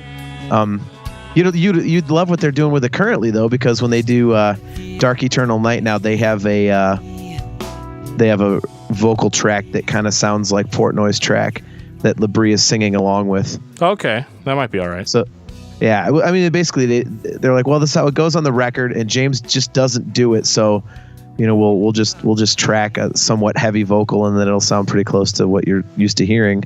Somewhat heavy. That is literally the greatest way you could describe it. Yeah, seriously. So I always thought it was funny about this record too, was the first thing they wrote was In the Presence of Enemies, and it was like this 20-minute piece again, and they said, they went, well, shit, we can't do that again. We can't open the record with a 20-minute song, and we just ended the last one with a 20-minute song, so what are we going to do? And they went, oh, I know what we'll do. We'll just split it in half. Right down the middle. Nobody will notice. Yeah, exactly. But this is this record for me, it's not my least favorite album, because the songs that I like, I love, but it does have the only Dream Theater song that I can't stand and will always skip, and one that is close to that territory. Let me and take a guess. Ooh. Let me take a guess. All right. It would be too easy to say it's Forsaken. It is not Forsaken. Oh, man. I got two choices here. Ministry of Lost Souls. That's the one I can mostly do without. The one that I cannot stand is Repentance. Oh, I should have gone with the obvious. Good choice. Yep. Dude, the song... I had a 50-50 shot. Right? Yeah, it's the one song of theirs that goes absolutely nowhere. And I started getting tired of the whole 12-step program thing. I'm like, okay, I get it. You're not an alcoholic. Like, at least the other songs in the 12-step suite that he did, like, at least the lyrics were okay. They weren't quite so blatant. But this one and the final song, Shattered Fortress on the following record, the lyrics just got stupid, and it was just shoehorning crap in there. I'm like, all right, stop it. You're sober. Good for you. Enough. And I mean, Repentance, it just drones on with the same melody and all this. I'm like, oh my God, I've heard this already. Like, I get it. Like, I don't need 8 minutes of this. So first time I heard it, I hated it. I tried listening to it many other times. Thought maybe I was just in an asshole mood when I first heard the album, and no, can't stand that song. Cannot stand it. No, I feel you. It's not great, and I think the message of the song really kind of reiterates a point that has been reiterated multiple times. Because, like, I listen to Christian metal a lot because that's where I got my start. I was raised very, religious, and, nothing bothers me more than, like, a certain concept or idea being, like, shoved down my throat so much. And that song, it, like, not only is the music really, really forgettable, but it's just like, God damn, we're still doing this? Yeah. Like, come on, dude. I was good on step 9, step 10. Like, I'm done, man. I can't keep on with this. Like, let it go. I get where you're coming from. I'm super happy that you're clean now. I'm super happy about it. But, like, just let the fuck go, man. Yeah. Just be happy in your new life and move on. Yeah, this is definitely this is the bottom of the barrel for me. I don't know, dude. The bottom of the barrel is coming up shortly. I think it's time to go to 2009 with Black Clouds and Silver Linings. Love it. Mr. Portnoy, so long, farewell, Auf Wiedersehen, goodbye. Love you, bro. So, explain this to me, John, because I know you know the answer. Did Mike Portnoy leave Dream Theater because he wanted to be on Avenged Sevenfold's record, or did he leave Dream Theater because he was 9 records in and wanted to try new stuff? I wanted to try new stuff. Trick question, sir. It was the same question put 2 different ways. No, He was asked to be on Avenged Sevenfold after the Reverend passed away because it was after he had left Dream Theater. That is correct. That's what everybody always says. Oh, he quit to go. He quit Dream Theater because of Avenged Sevenfold. No, he was already out of Dream Theater, and then he got the invite from Avenged Sevenfold, one of the dumbest bands on planet Earth. It's kind of like you just left a full-time job at like some really prestigious restaurant that's only local to your area, and it's like $45 entrees. It does like Creole, like amazing, like the place down the street. and then you get a job at fucking Taco Bell. And what place is that? Yep. Don't tell me Because that's you're like, Tetris. oh shit, I quit this really good job I had because the grass looked greener on the other side, but like now I have to work at Taco Bell in order to pay my electric bill. Right. Yeah, it was just very presumptuous of him, and I will never understand all these fans that are turning away from the band, going, oh well, if it's not Portnoy, I'm not watching it. First of all, of any fan base of bands that I can think of, I would think that Dream Theater fans would be the ones to go, okay, well, the music is the same, the musicianship is actually better without Portnoy if that's possible. And yet, we got to have this guy in there or else it's not the same. Like, what? And, Portnoy was, let's face it, like, I'm a huge fan of the guy. It was a complete and total dick move because he basically said, well, I want like a 5-year hiatus. So why don't you guys just sit on your ass and not pull in any income? And I'm going to go out there and fart around for 5 years. And then when I feel like coming back, I'm going to do that. So and they're like, fuck you, dude. Yeah. How about fuck you? Yeah. Yeah, I mean, it's like he's trying to, they got to make money too, and he just basically expected them to sit on their ass while he went and scratched the itch, which was, I don't know. I like this album. I like this album a lot. The song about his dad, "Best of Times," I think that it's okay. I mean, it's pretty cool. Again, kind of one of those things that it seems a little. It's got that vibe of trying a little too hard, but. I think Nightmare to Remember has one of my all-time favorite melodies of theirs in that middle part where it gets mellow for a bit, which is cool. And that song also was really heavy. I mean, it's the first song they used a blast beat. And Count of Tuscany, again, back to the super long songs. I love that tune. Yeah, that's my favorite track on this one. Yeah, it's weird, man. I mean, for something to be 19 minutes and change. It goes by fast. Yeah, it definitely does. And I love that. And, I got to see that song performed live. So again, maybe I'm a little biased, but that was also, that was, God, where was that?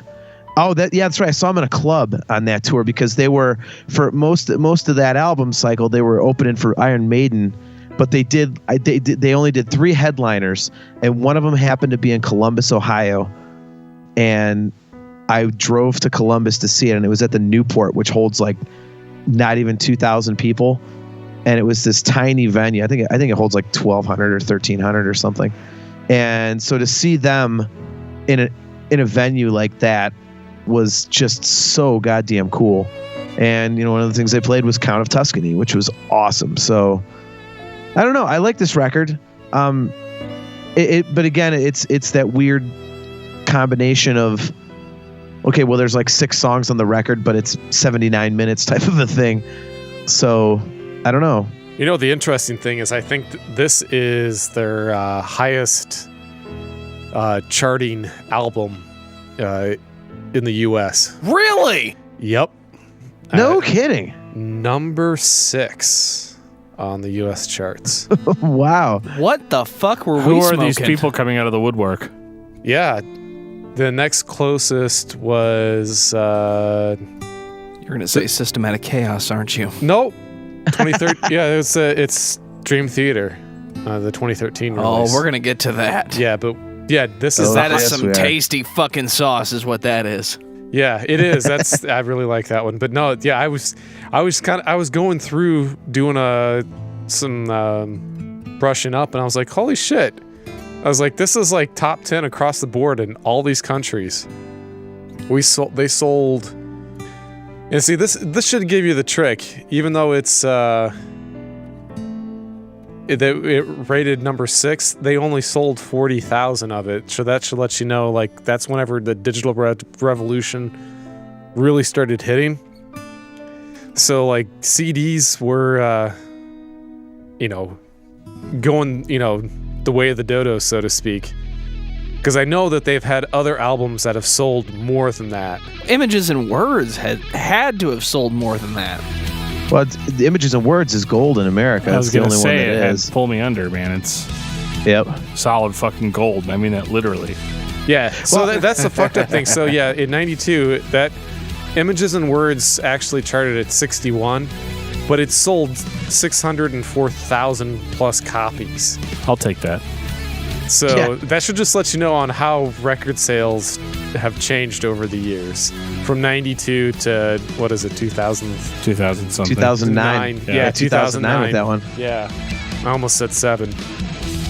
But yeah, that's just interesting. So it's something that hasn't even sold a tenth of what their largest selling album is, but it's still their highest rated, highest charting album.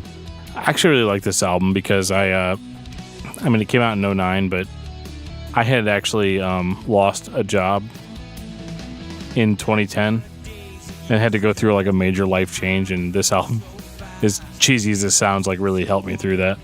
I get a Rush vibe off this one. A little bit. I could see that. And I know you're a big Rush fan. That's why I bring that up. I am. So it's actually a good thing that I left my job. Same year. Because I think Dan might have actually taken my old job. I did. Me and Geoff used to work at a local video game store, and Geoff worked there first. So when I first met Geoff, I was just a customer, and then he comes in 2 years later, and I'm standing behind the counter, and he's like, "What? What the hell is this?" Actually, he really freaked me out one time. And Joe, you don't have to include this in the podcast if you don't want, but so he calls me out of the blue one day. This is before me and Geoff were like close friends, and he calls me and he's like, "Hey, I need a PlayStation 2, but I need to make sure that it can read PS1 games." And I was like, "Well, they all can, bro. It's not a big deal." And then he's like, "Okay, thanks, Dan," and then hangs up the phone. And I'm like, I never gave him my name.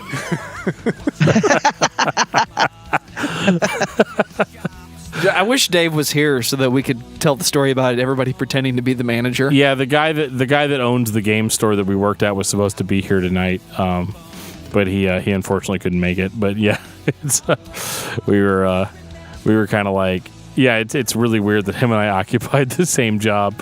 But yeah, as I was talking about the record that I used to actually be a bank manager, and I was fired from that job because, dude, I'm just out of control, I guess. But I got fired, and it was really hard. It was a huge hit to the self-confidence, obviously. And this record just, I don't know, like it smelled like change, like a change in life. And even though we didn't really know that was what was going to happen with the band, that there was going to be a major change, for whatever reason, this record really helped me get through that experience. And then not shortly after, I ended up just going in. I did the unemployment thing for a while, and then I ended up going to this game store. I was like, dude, I don't have any time. I don't really have anything to do. I look for jobs every day, but can you just give me a job? And the dude at the game store was like, yeah, dude, I'll do it. And then it ended up being the same game store that Geoff worked at. So That's a nice, easy way to get a job. small world. Yeah. Hey, can you employ me? Uh-huh. All right, sweet. I'll start tomorrow. All right, see you then. I have to tell you, and this is going to sound cheesy, but Dave is one of our only Patreon supporters, and he is just absolutely a completely beautiful human being, and really has helped all of us out in a lot of ways. This counts as his November shout out. You know that, right? Absolutely, yeah. And But no, he killed it, man. You know, he actually, side note, the first thing he listened to that we recorded as a podcast was my appearance on the Nerf Herder console. And, no kidding. And it was that, for whatever reason, compelled him. I guess he was sold enough on Dan Terry to be like, I'm going to support your guys' podcast on Patreon. So I was like, oh, that's awesome, dude. You know. Look at that. Yeah. Your Star Wars nerddom gets you money in other avenues. I had no idea. You should write a book, John. You're living Jon Drake's dream. Right, yeah. He went on to become a millionaire after that. Yeah. Meanwhile, I toiled on the Nerf Herder Council. John, if I become a millionaire and it's because of something you said, you're getting at least 15%. I'm down. We'll get on it. We'll make it happen. Let's go ask somebody for $1 million. It worked for a job. Perfect. Hey man, can I have a job? Sure. Yeah, hey man, can I have $1 million? Yeah, what the hell? I got enough. No. Kickstarter. Sweet. We'll tell everybody we're making the greatest music podcast ever. Yeah. And raise $1 million. I love it. Hey, Kickstarter works for a bunch of people, man. Absolutely. If that lady that flipped off Trump can get $250,000, anybody can get anything. Yeah, the American dream is more alive than it has ever been. Right. Wait, I think that was through I think that was through hard work and dedication, right? The American dream. Exactly.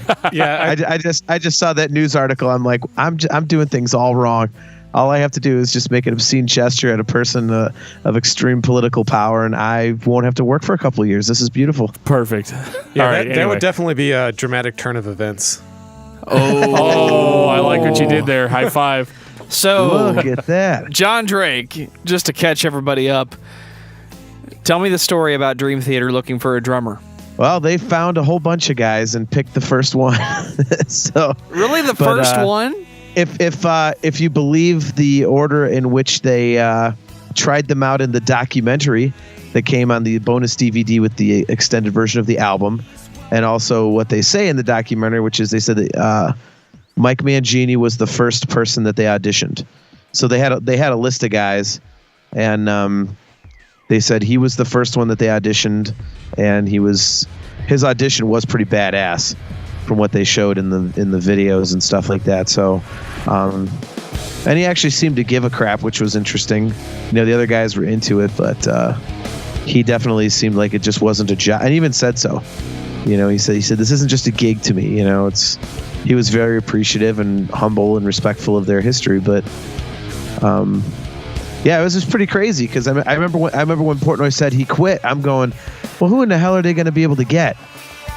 And when I read some of the names and I looked them up, the ones I was not familiar with, I went, Jesus Christ! Like, you'd never think a band like Dream Theater. It's like, yeah, we're actually going to get better, but that's exactly what happened. You know, in terms of drumming skill. Of the drummers that I'm aware of, my answer was, well, Marco Miniman is too damn good for anybody. Thomas Lang is a bit of a douchebag. He's great, yeah, but he's a bit of a douchebag. I don't think he's going to fit in very well. Then I heard Portnoy Mike Mangini. Is fine. Right. Then I heard Mike Mangini was going to be trying out, and I said, well, obviously he's got the gig.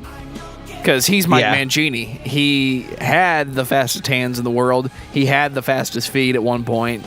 He's one of the most technically sound drummers. He's up there with Terry Bozzio in his ambidextrousness. I think that's a word, but he plays, if you've ever seen his kit, everything is the same on both sides because he plays anything with either hand or either foot. So obviously he's got the fucking gig. Right. Obviously he's going to stand up Mike Portnoy. And on this record, A Dramatic Turn of Events from 2011, he just kind of sits back in the pocket and, yeah, I'm in Dream Theater now and I'm still holding down the fort. He hasn't fully stepped out yet into his Mangini-ness. Well, there's a reason for that. That being he didn't write a single note of what he played. Really? It was completely written and arranged by John Petrucci. And basically the crux of this record, if you believe interviews at the time and whatnot, was the music was completely composed by John Petrucci, and he composed drum parts for it on a drum machine and basically said to Mangini, well, we'd already been working on this record when we had to do the drummer thing. When Mike left, we just kept writing music, and so here's the drum parts. Like, you can write your own drum parts on the next one. So this is basically the John Petrucci almost solo record of Dream Theater. Yeah. Yes, exactly. Because I've heard John Petrucci's solo records, and they're pretty fucking badass. Yeah, even the ones that feature Mike Portnoy. Right? Fucking Glasgow Kiss, hell yes. Yes. But so I mean, this is really Mike Mangini had no other responsibilities on this album except to just sit down and play what Petrucci gave him.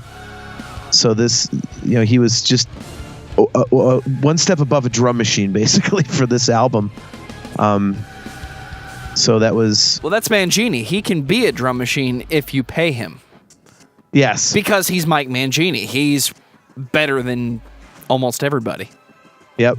I mean, it's crazy, dude. Like you're saying, the drummers that they brought in, the guys are fantastic, but it's so, if you watch the auditions, it's amazing to see these world-class drummers and how even they look like chumps at times compared to some other dudes. Like, it was down to Marco Miniman and Peter Wildoer and Mike Mangini were the three finalists. And, it's like you watch these guys playing and up against guys like Achilles Priester and Virgil Donati and Thomas Lang, and those guys are all fantastic, but then you watch them up against these other three dudes, you're like, God damn, it's like, even with world-class musicians, there's such a difference. Well, out of the drummers that I know, if Dream Theater had to replace Mike Portnoy, the answer was always going to be Mike Mangini. They already had a working relationship with him somewhat as well.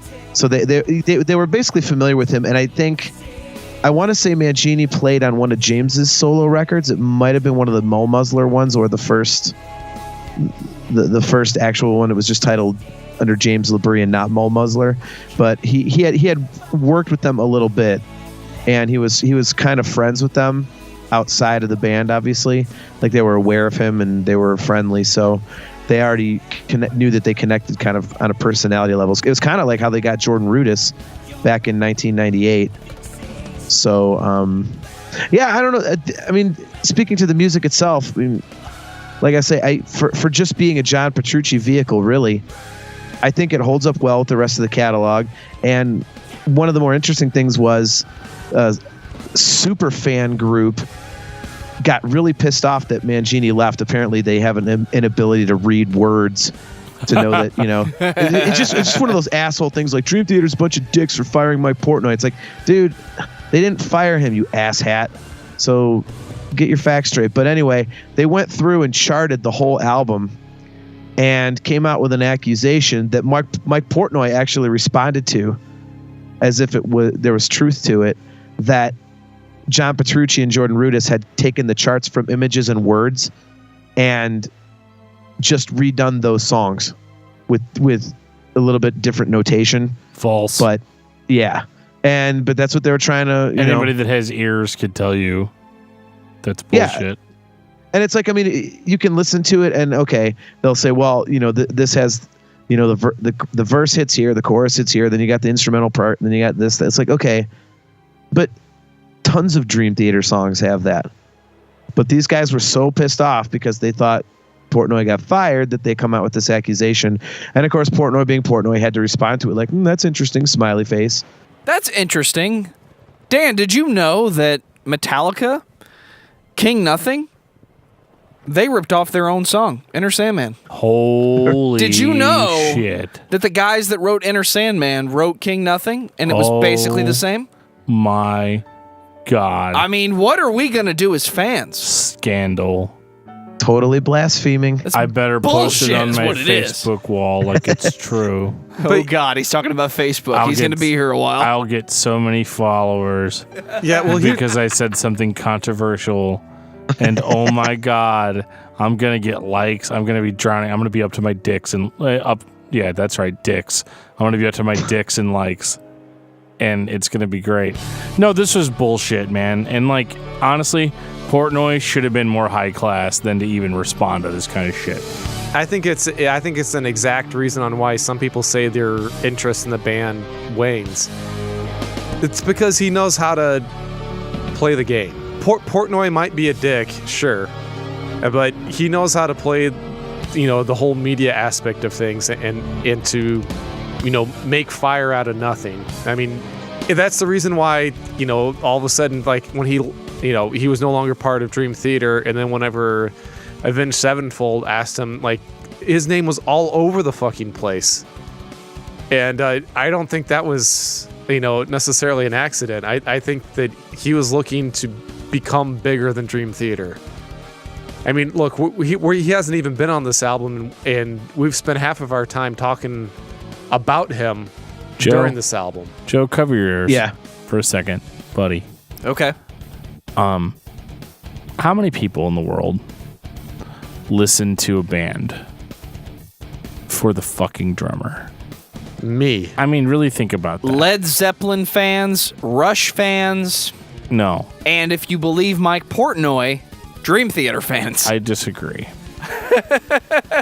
I think there are good drummers out there. I'm not taking away from those bands that Joe mentioned. Oh, and Buddy Rich, if you believe Buddy Rich. Even though he wasn't supposed to be listening to this part. The thing is that for me, being an asshole lead singer type, I'm not saying that it can be denied that Portnoy is a badass drummer. He is. He's great. Thing is, though, the drummer is one of literally the most replaceable members of a band. That would be the bass player that you could have. I said one of the most, not the most. Look at this. Okay. He's making a reference to lead singers being assholes and right. bass players being like he's speaking from life experience. He's just out to offend me, man. I'm not offending. I'm not offending to a lead anybody. singer who's a bass player. So that's just an unfortunate life choice you made, John. No, it's actually a smart one. Bass players are replaceable, so I became the lead singer, and I was like, "There, try to replace this dickhead." Yeah, you can always have. You know what? If you're a bass player, you always have a job. But right. The thing is that I think Portnoy kind of oversold his importance to the band. I completely disagree. You think so? You think that the later Dream Theater albums suffered because of a lack of Mike Portnoy? I don't, but his importance is real because the concert attendance has been down. And I saw the first show that I saw in 2010 on the first tour they did with Mangini. It was actually only a few weeks after his live debut in Italy. I remember that vividly. I remember being at the venue, which holds about 2,500, 3,000 people. And it was an outdoor venue, like a mini amphitheater. It was summertime. And I'm sitting there bullshitting with my friends. And all of a sudden, I hear this big, loud intro start coming out. I'm like, wait a minute, this can't be them. Like, it's still light out. What the? But it was. And I go running to my seat. And I'm not kidding. It was maybe 2/3 full. And I thought, okay, people don't know when they're starting. They're going to get here. Because I'd been to so many shows in Cleveland, and they were all sellouts. Right. And this was not. To the point where at the end of the show, they did their bows. And as they're walking off stage, James LaBrie went up to the mic. As he's walking off stage, he goes, "Next time, tell your friends." I was like, oh, Jesus. Wow. And which is not my worst concert experience with them, which that'll be coming up because I've seen something far worse. But oh my. Yeah. The fans started staying away because it wasn't Portnoy. And I thought that this album was a high-quality album. It's got a lot of good stuff. Breaking All Illusions is a great song. That is a phenomenal song. It's got some heavy moments. It's got some of the ballads I know you guys don't like, but it was a really good album, and the concert attendance dropped. I was so surprised by that because I really thought that Mike Portnoy, obviously, he was the engine of the whole thing. But Dream Theater fans seem to be above that whole standard. Well, if, this guy that I really know isn't in the band, like I'm not following it type of attitude, but apparently not. So I'm actually pretty surprised by that. I wouldn't have thought, like that people would have cared as much as they did. But now that I think about it, like when Joe and I went and saw Dream Theater a few years ago, and Portnoy was still in the band. at that time. When we saw them on the Progressive Nation tour with Opeth and Between the Buried and Me. That was the fucking 2001 Space Odyssey intro. It was amazing. Yes, it was. And I remember they played Forsaken to the music video, which I thought was super lame. But they did it anyway, and it was actually great. Shut up right now. I know, right? I'm a piece of shit. We actually left before the show was over. But anyway, we... To be fair, we had already listened to 3, Between the Buried and Me, and Opeth. And once Opeth has performed, Dan is done. Yeah, and I was driving, so it's all on me, not on Joe. But I left. I was done too, dude. Like after the hour of hey, you know what though? Petrucci playing a fucking solo. But I you was know ready what? to roll. Yeah, I was gonna say I was a Dream Theater fan, but I have to admit that while we were perusing the merch tables and the various places to get salted pretzels and beer and the kind of shit that you get at a live show. The word that I heard spoken the most time, besides fuck, was Portnoy. Everybody was literally rock hard for Portnoy. And I remember being like, wow, I have just never seen that type of appreciation for the drummer of a band in my life. It's not the way it should be. Because, in my opinion, if most of the components are there, and again, being an asshole lead singer, like, to me, as long as the same guy's singing, I'm down with it. I tend to agree with you on that. Everybody knew that Mike was the one that made all the decisions. Like, well, he changed the set list every night, and he did all these crazy, merch ideas, and we're gonna do a live album all the time. And then he did the Ytse Jam record stuff where you can get bootlegs and demos, and he was very fan friendly. But all that stuff is great, but to me, it always just came down to the music. Is it cool? When they put out the first record without him, I was like, okay, I'm not buying this out of curiosity to see whether or not the band's worth a damn with Mangini. I'm buying it because I like Dream Theater, and I'm hoping that it's a good Dream Theater album, and it was. Because you still have the main guitar, the main vocal. Everything's still the same, basically. He's good at it. I mean, sure, he's a drummer, but number 2, he's really good at the social manipulation, and that's why everybody has the hard-on for him. He's tricked us into believing that he really is Dream Theater. He's the core of the band. Yes, that's exactly what it is, and that's where I'm trying to make the. I know I'm. But going I've got several albums telling you that's not the case. Facts don't matter in the world of social media. I get it. Yeah, they don't, and that's what I'm trying to get at. He's able to perpetuate his perspective and his quote unquote truth, and he's got enough people to believe it that what really is the truth, and for a lot of people, it just doesn't matter anymore. And that's like what John was talking about with the drop off in attendance. I think there's a direct correlation between his manipulation of social media and the public masses and the lack of attendance. I don't think that's a coincidence. I think it's time to talk about 2013's Dream Theater and all of its amazingness. Yeah, because this is a great fucking album. I love how we talked about the first album without Mike Portnoy. All we talked about was Mike Portnoy. Right. Well, I did mention Breaking All Illusions. You did. So there was that. 2013's Dream Theater, the least impressive Dream Theater album that exists. What? Oh yeah, I am not the biggest fan of this one. Warning, controversial opinion. Yeah, it was the one. Like I said, they have 4 long songs. This has the 4th one, and I don't care for it. And it pains me to say that because I interviewed John Petrucci for Breaking the Fourth Wall, and he was just gushing about how proud he was of Elimination Theory. Yeah, and I'm like, okay, well, cool. Yeah, glad you like it, dude. Like, John, you're lucky that I have a Star Wars fan behind me that I can't, take a shot at the prequels or something. Because I'm trying to think of how to really truly justify my hatred for what you just said about this record, because this record is a damn good band again. You should hear what he said about System of a Down. System of a Down is dog shit if dog shit could shit out dog shit after eating dog shit. Hey, just I'm so we're inclined friends, to agree. I hate that band. Just so we're friends, I wasn't on the episode we did on System of a Down. I was. No, see, the thing for me about the self-titled record is that they stated that it was their intention to take their long format songwriting, but condense it into like 4 or 5, maybe even 6 minute long songs.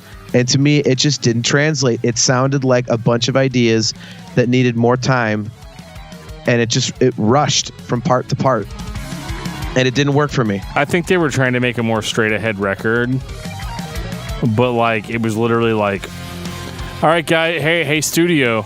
It was almost like they presented these ideas to their record label. Hey, Mr. Producer, Mike Mangini's in the band, so he's gonna make some shit up now. Is that cool? No. I think what happened was we're like, all right, guys, these are the dailies. What do you guys think of these ideas we're developing? And they're like, okay, great. And then they just pressed it to a record.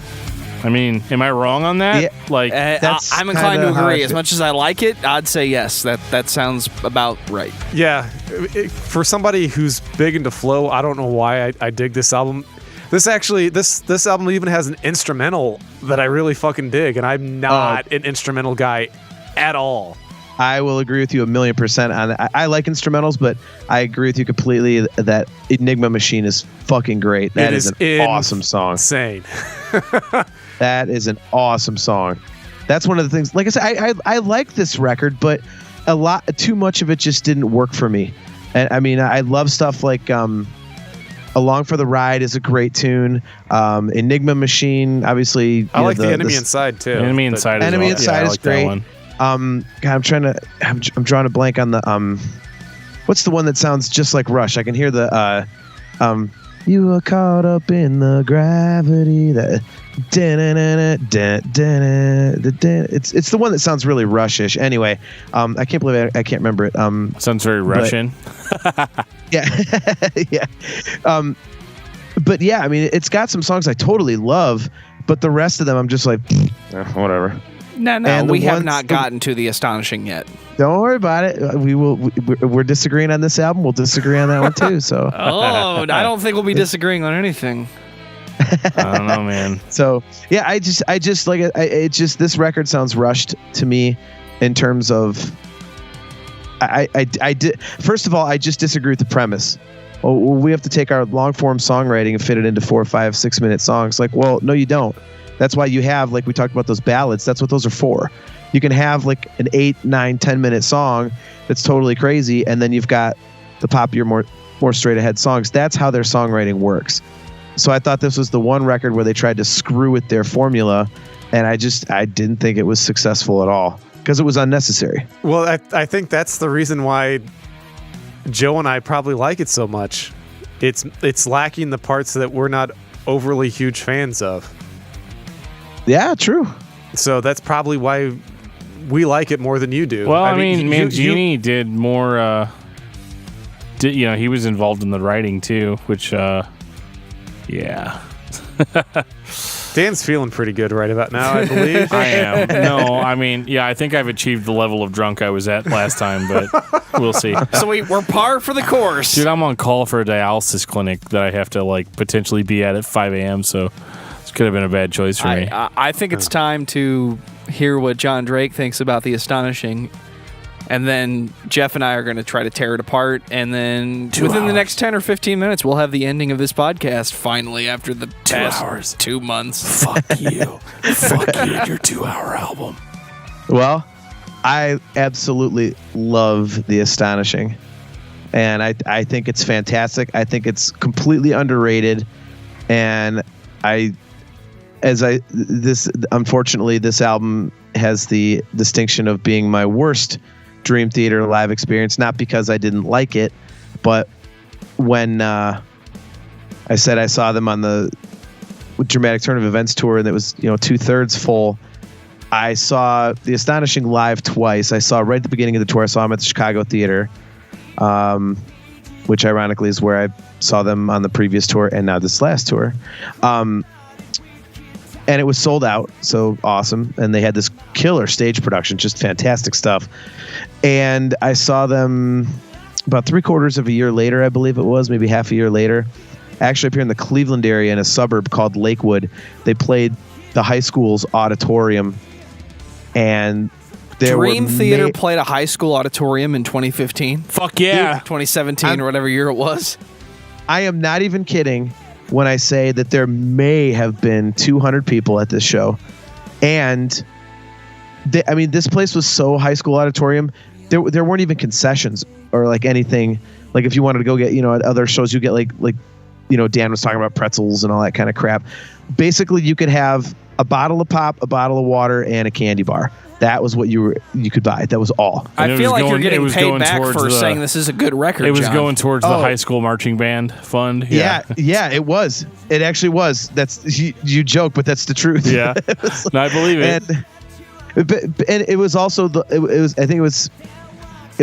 it 2 days later? Some friends of mine went to the Toledo show, and they said at that show that there were not even 150. And at one point, the ticket sales up until like a week and a half before the show, there were 65 tickets sold. Holy shit. That's and not it was, good. Dude, I've sold more than 65 tickets to my local band here in St. Louis.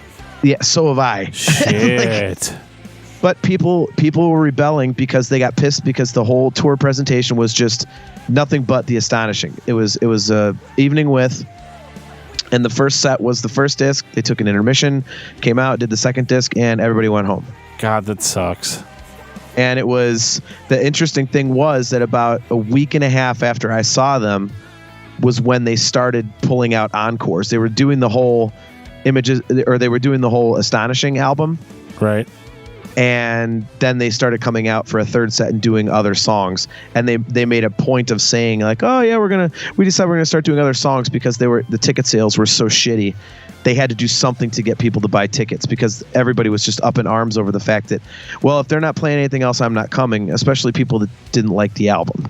Damn, dude. Now I'm depressed. That hurts. hurts. That is very That depressing. hurts.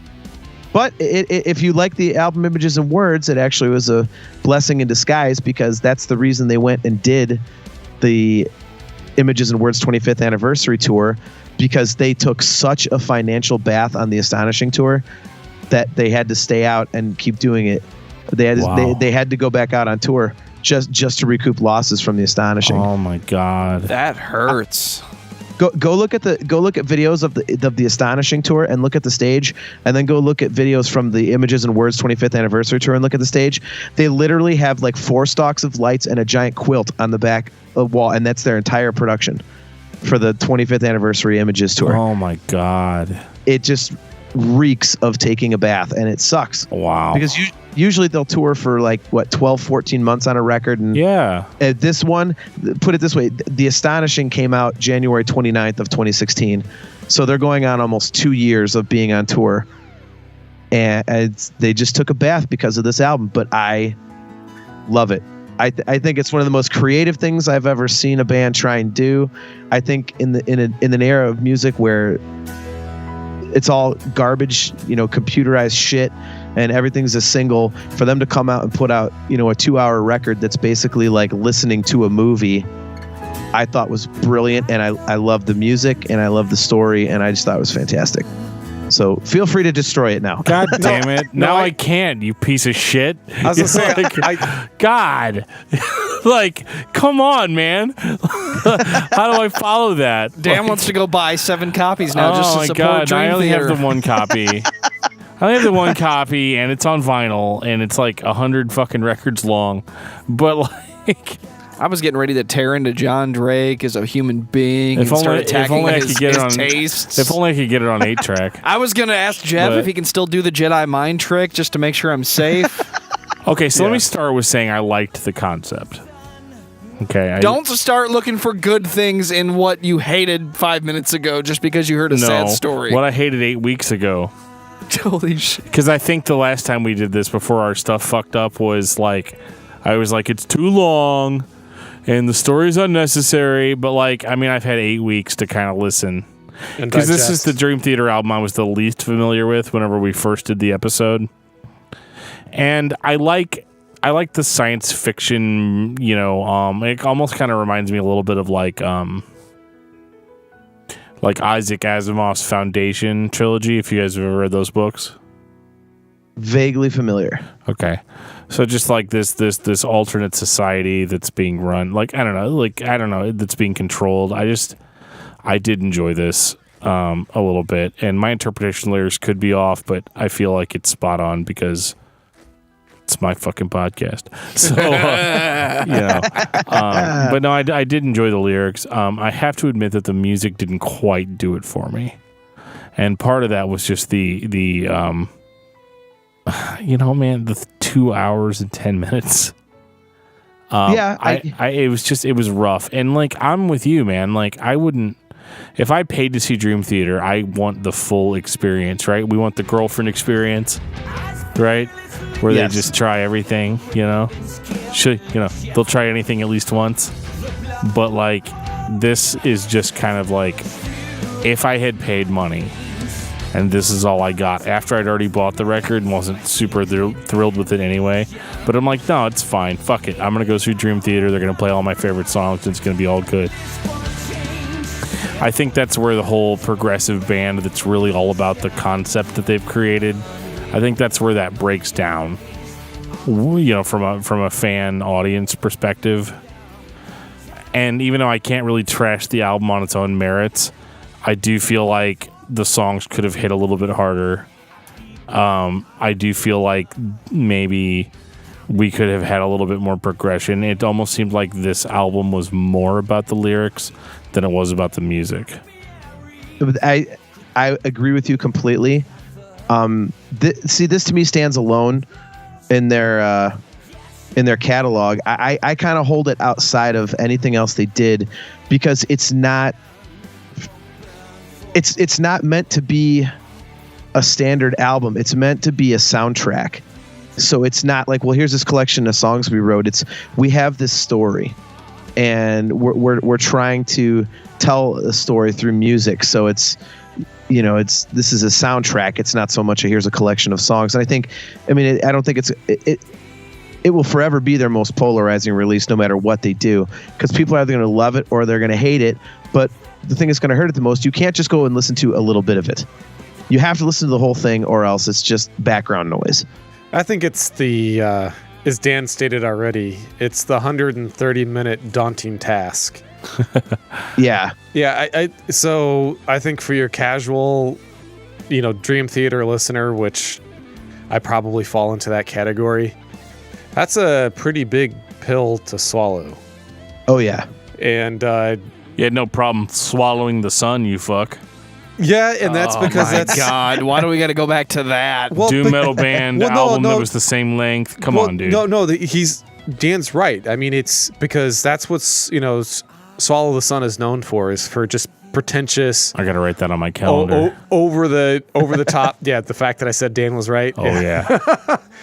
But they make these shit. Actually, they're working on a 7-hour album right now, to give you an idea. So I mean, yeah, they're completely over the fucking top, and it was just like, if you're not into it 100%, it's this album I think is for the hardcore fans, and it's so I think that's why it's for John. It's because I definitely peg you as a hardcore fan of Dream Theater with as many times as you've seen them in concert. Oh yeah. So yeah. I mean, for you Dream guys, Theater and Dream Theater and Van Halen, right? Mm-hmm. I think that Han Solo's dead. What the fuck? Look at this.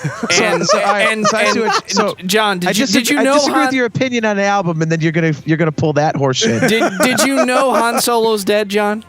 He's not dead. I don't need to take this kind of crap when I know he's alive. And he's in the same room as me, and John knows what's about to happen. Oh, I'm dead within the next 15 minutes. Oh yeah. See, you can't get me with that one, because I'm already well on record with people that say that whole thing is bullshit. Like, it completely changes his character. Shut up. No, it doesn't. You fucked. It does no such goddamn thing. Absolutely, it does. Okay, so if you and I met for the first time as human beings, okay, and like you and I are just sitting here talking just like we normally are, and then I just pull out a pistol and I fucking shoot Geoff in the chest. But let's say you and I are sitting there drinking milkshakes, watching Dream Theater, and Geoff walks into the restaurant and pulls a gun on me and fires at me but misses, and then I shoot him. which time do you think that I'm more of a scoundrel? The time that I just shot him in cold blood, or the time that he came in and shot at me first, and then I shot him in self-defense? A totally bullcrap argument. How? Because Han Solo was in 4 Star Wars films, and if you were to show somebody who's never seen Star Wars before the version with Greedo shooting first and Han moving and stuff, you know what they're going to say after 4 movies of Han Solo? That guy was a badass. Han Solo is one of the coolest characters ever. Not, oh, what a pussy, man. I think that's an invalid. No, because I think that's an invalid argument, because his character progression from becoming a scoundrel to being somebody with a conscience is much stronger when he fires first at the beginning of that film. No, because the scene with Greedo is pointless. It's just some rat in a bar that he shot. It's not some major plot point. So you're saying the additional scene with Greedo is irrelevant? Yes, I am. Racist. No. But yeah. it's just some fucking rat. I can't be anti-Rhodian now? Is that what you're saying? Yeah. See, I got a lot of Rhodian friends, okay? He doesn't like and you. They don't even work for Jabba. Yeah. Yeah, I wanted to actually, as weird as that sounds, I actually wanted to know, why did Han feel it was necessary to shoot him before something happened? What is Greedo's backstory that makes him dangerous enough or inconsequential enough that Han's got to kill him immediately? As he does. You can Han read Solo all about is a smuggler on the run. He doesn't need motivation other than I don't want to go to jail You can read more about or that. get frozen in carbonite. I think you can read more about that in the Tales from the Mos Eisley Cantina, which is Star Wars Expanded Universe. Which doesn't count because it wasn't that good. Jon Drake, final thoughts on Dream Theater? Dream Theater is my second favorite band, and to me, they have very few missteps, and they remain an awesome example of what music can still be in an era where it's watered down pop drivel and garbage. Like Avenged Sevenfold. Yeah, don't get me started on that. But it's a different night. Look, they're a band that fired Mike Portnoy. Okay, what does that tell you? That's if Dream Theater fans want to be mad at a band for firing Mike Portnoy, it's not Dream Theater. So there you go. Read a book, people. No, Dream Theater's fucking great. I love them. I've never been disappointed by anything that they've put out. They put on a phenomenal live show, and it's awesome to have a band that you really love, where you know exactly what you're going to get every time they put out product or go play live. It's just really cool to have something that solid and dependable. Geoff, what about you? They are a band for me that is, truthfully, a little bit of hit and miss. The fact that they're all over the map, I should like it because that's generally what I tend to like. I like bands that don't stagnate. But whenever they miss, they've missed quite a bit. But whenever they're on, I mean, it's perfection. So I kind of have a love-hate relationship with them. So yeah, that's pretty much where I stand. Whenever there's a song of theirs that I like, I really, really like it. But if there's a song I dislike, it's very easy to hit the skip button. Dan, what about you? I like Dream Theater for the most part. I think it's more hit than miss. And I know I say that a lot on this podcast, but I do think that for the most part, I've enjoyed everything that they've put out. And they're really good because typically I listen to heavier bands than this. So I think that with Dream Theater, it was really, they're kind of my escape band. And what I really like about Dream Theater is really superficial. I like how it feels sci-fi. I like how it feels fantasy at times. And I like the really weird directions that the music takes me in. And I think they haven't lost that. So, I'd say that even though I wasn't super thrilled with the most recent album, I think I probably will be with the next because that's just been par for the course throughout their career. I love Dream Theater. I love the memory of Dream Theater. I remember Dream Theater when Dream Theater was Awake and The Mirror and Pull Me Under and Octavarium and the first disc of 6 Degrees of Inner Turbulence. But I don't recognize this band that I hear today other than those are the guys that can play guitar better than me. But I love listening to him. I just can't do it all day long, every day. So for the metal fan, go back to the beginning. For the progressive fan, go to the middle. And for I can't recommend the later records. I'm sorry, I tried. Well, the good news is, if we can close on this, that John Petrucci has officially come out and said that the next album will be coming out probably early 2019. And he said that going out and playing the Images record every night for months on end, they have decided they are going to try and go back to the style of writing they were using on the Images record and try and write from that headspace. So if you like the earlier Dream Theater, Joe, this might be an album that you will absolutely love. So there is hope for people who are not into the newer style. Even if it's sweet, sweet words of nothingness, it sounds good. I like it. I agree. Well, Jon Drake, you have a choice. You can either tell me what your album of the week is, or you can tell me all about the Nerf Herder Council. Or both. Geoff has given you a third Just option. do both. This episode's going to be like 4 fucking hours. Right. I don't know if I have an album of the week because I am now officially entrenched in learning a whole bunch of mindless pop drivel for next year's cover band season. Oh, shit. So, yeah, You're going to sing fun. Crazy Bitch this year? Honestly, dude, that would be a welcome change. Instead, I get to sing a fourth Imagine Dragons song, and the Weekend and Thriller, and but cover bands make money, dude. Yeah, but that doesn't mean it's enjoyable to sit there and have to force your brain to remember stuff that it hates. Fair enough. Fair enough. So you're at war with yourself constantly. That is so metal. All right, so what have you hated the least? Well, I actually kind of have an album of the week. I kind of went back to this. It's one I loved. It's been out for, I think it was last year it came out, but the latest Anthrax album, For All Kings, is kick-ass. So I've been listening to that a lot. You're lucky that Dan doesn't have control of the Skype connection. Otherwise, he would have canceled as soon as you said Anthrax. Love Anthrax, man. They might be my number 3 band behind Van Halen and Dream Theater, honestly. Maybe if I get violently ill one night, we'll call you and be like, dude, we're going to have an Anthrax discussion. Dan's not going to be here. He's violently ill. So we're just going to slip this one under the radar, right? Hey, man, everybody's got those bands that they hate. Like I said about System of a Down. That's System of a Down and Prince are my You don't like Prince? Oh, my God. Dude. And you like guitar? I want to yell, something negative about Porgs, but I can't. You know what? I love fucking Porgs. You know what, though? He's right. We're all entitled to our own opinions. Yeah, just like how I don't like Van Halen. Honestly, for me, it's really just Pantera and Anthrax. I'm pretty damn forgiving. Thing. I'm very damn forgiving about everything else. Dan, what's your band of the week? My band of the week? Yes, sir. I'll have to check my YouTube because I've been a YouTube album whore lately. Because I've been playing this game called Titan's Quest on Steam, and it's kind of a mindless action like hack and slash game. So I've been listening to a lot of just like YouTube albums. So I've been replaying Arkham Knight because it's fucking amazing, and everybody should play Arkham Knight. So mine would be In the Maze of Kadath by the band Catacomb. All right, Joe, how about you? The Death of Rhythm and Blues by American Standards. Nice plug. Because it's fucking amazing.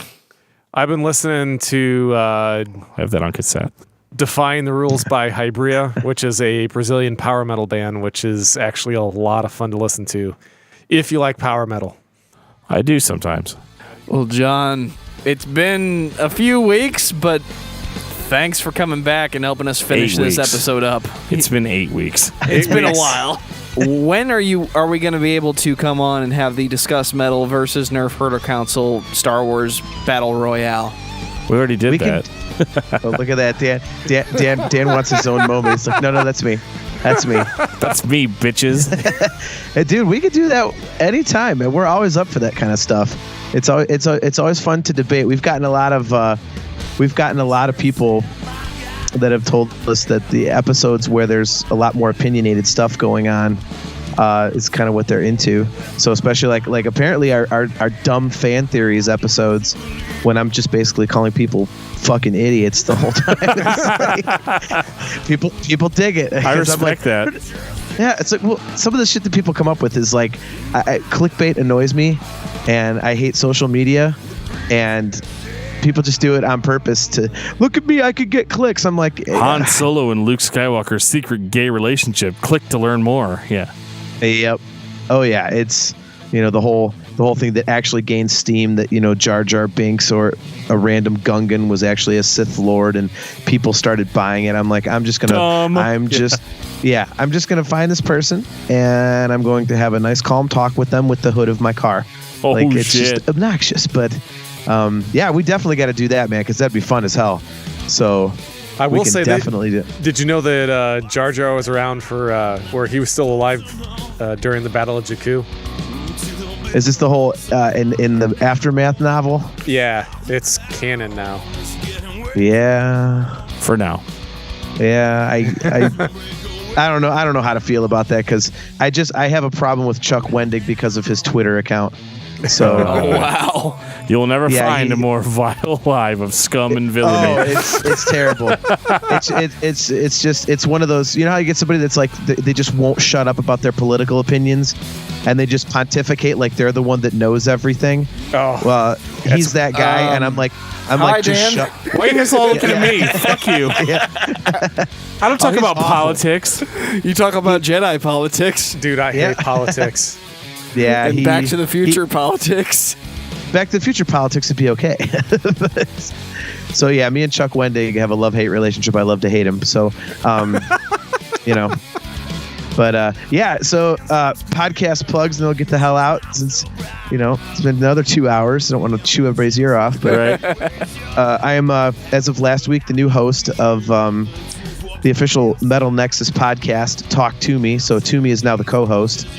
I did take over for him. So hostile takeover.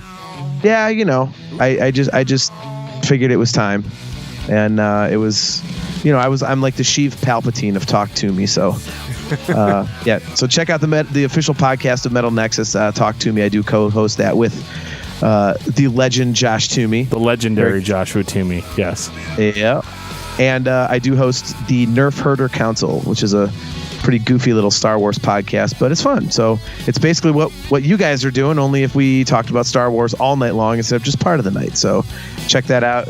All the social medias and all that, nerfherdercouncil.com, Spreaker, whatever. So, and on that note, this has been episode 30 of Discography Discussion. Right, yeah. Thank you for listening. You can like us on Facebook and follow us on Twitter at Discuss Metal. Subscribe to our podcast everywhere you listen to podcasts, including Google Play, iTunes, and Stitcher. Visit discussmetal.com for all things Discography Discussion, and please send questions and comments to danandjoeshow@gmail.com. If you are not a patron, you can become one at patreon.com/discussmetal. We have some sweet perks. give me your money. And Han always shot. There is no shot first. Han shot. That's why Greedo's dead. Jesus Christ. All right, anyway. Jon Drake, thank you so much for coming back on, man. You're one of our favorite people to talk to. Yeah, honest to God. Question. Like, we're not even bullshitting you on that. So, no, thanks for having me, guys. I fucking love doing this stuff with you guys. So, yeah, anytime, man. We definitely got to do. Geoff. We got to have you on the Nerf Herder. Yeah, absolutely. I know we talked about that. Joe, if you want to come on, we got to have all three of you. I can't stand on my own, but if you have all three of us, I can hold my own. You'd be surprised, man. It's a little easier than you think. They're easier to talk to than you think. Yeah, but I'm not as fluent in Star Wars as you are. Am I that fluent? Dude, these guys blew me out of the fucking water whenever I was on there. Like, they knew shit that I didn't know at all. Because, like, I was like, I'm going to go on the Star Wars podcast, and I'm going to show these guys what's up. And then I listened to their podcast, and I was like, oh, shit. Yeah, dude, everybody says that, and I'm like, but dude, we're like one of the dumbest podcasts out there. Like, if you were to put us up there at like Celebration, we would go to Celebration to get smoked. People would be like, well, how do you have a podcast? Like, I know, you guys suck. Like, you don't know everything. Like, but then people that listen to our show are like, man, you guys know everything. Like, what is it? Do we know everything or nothing? I can't make up my mind.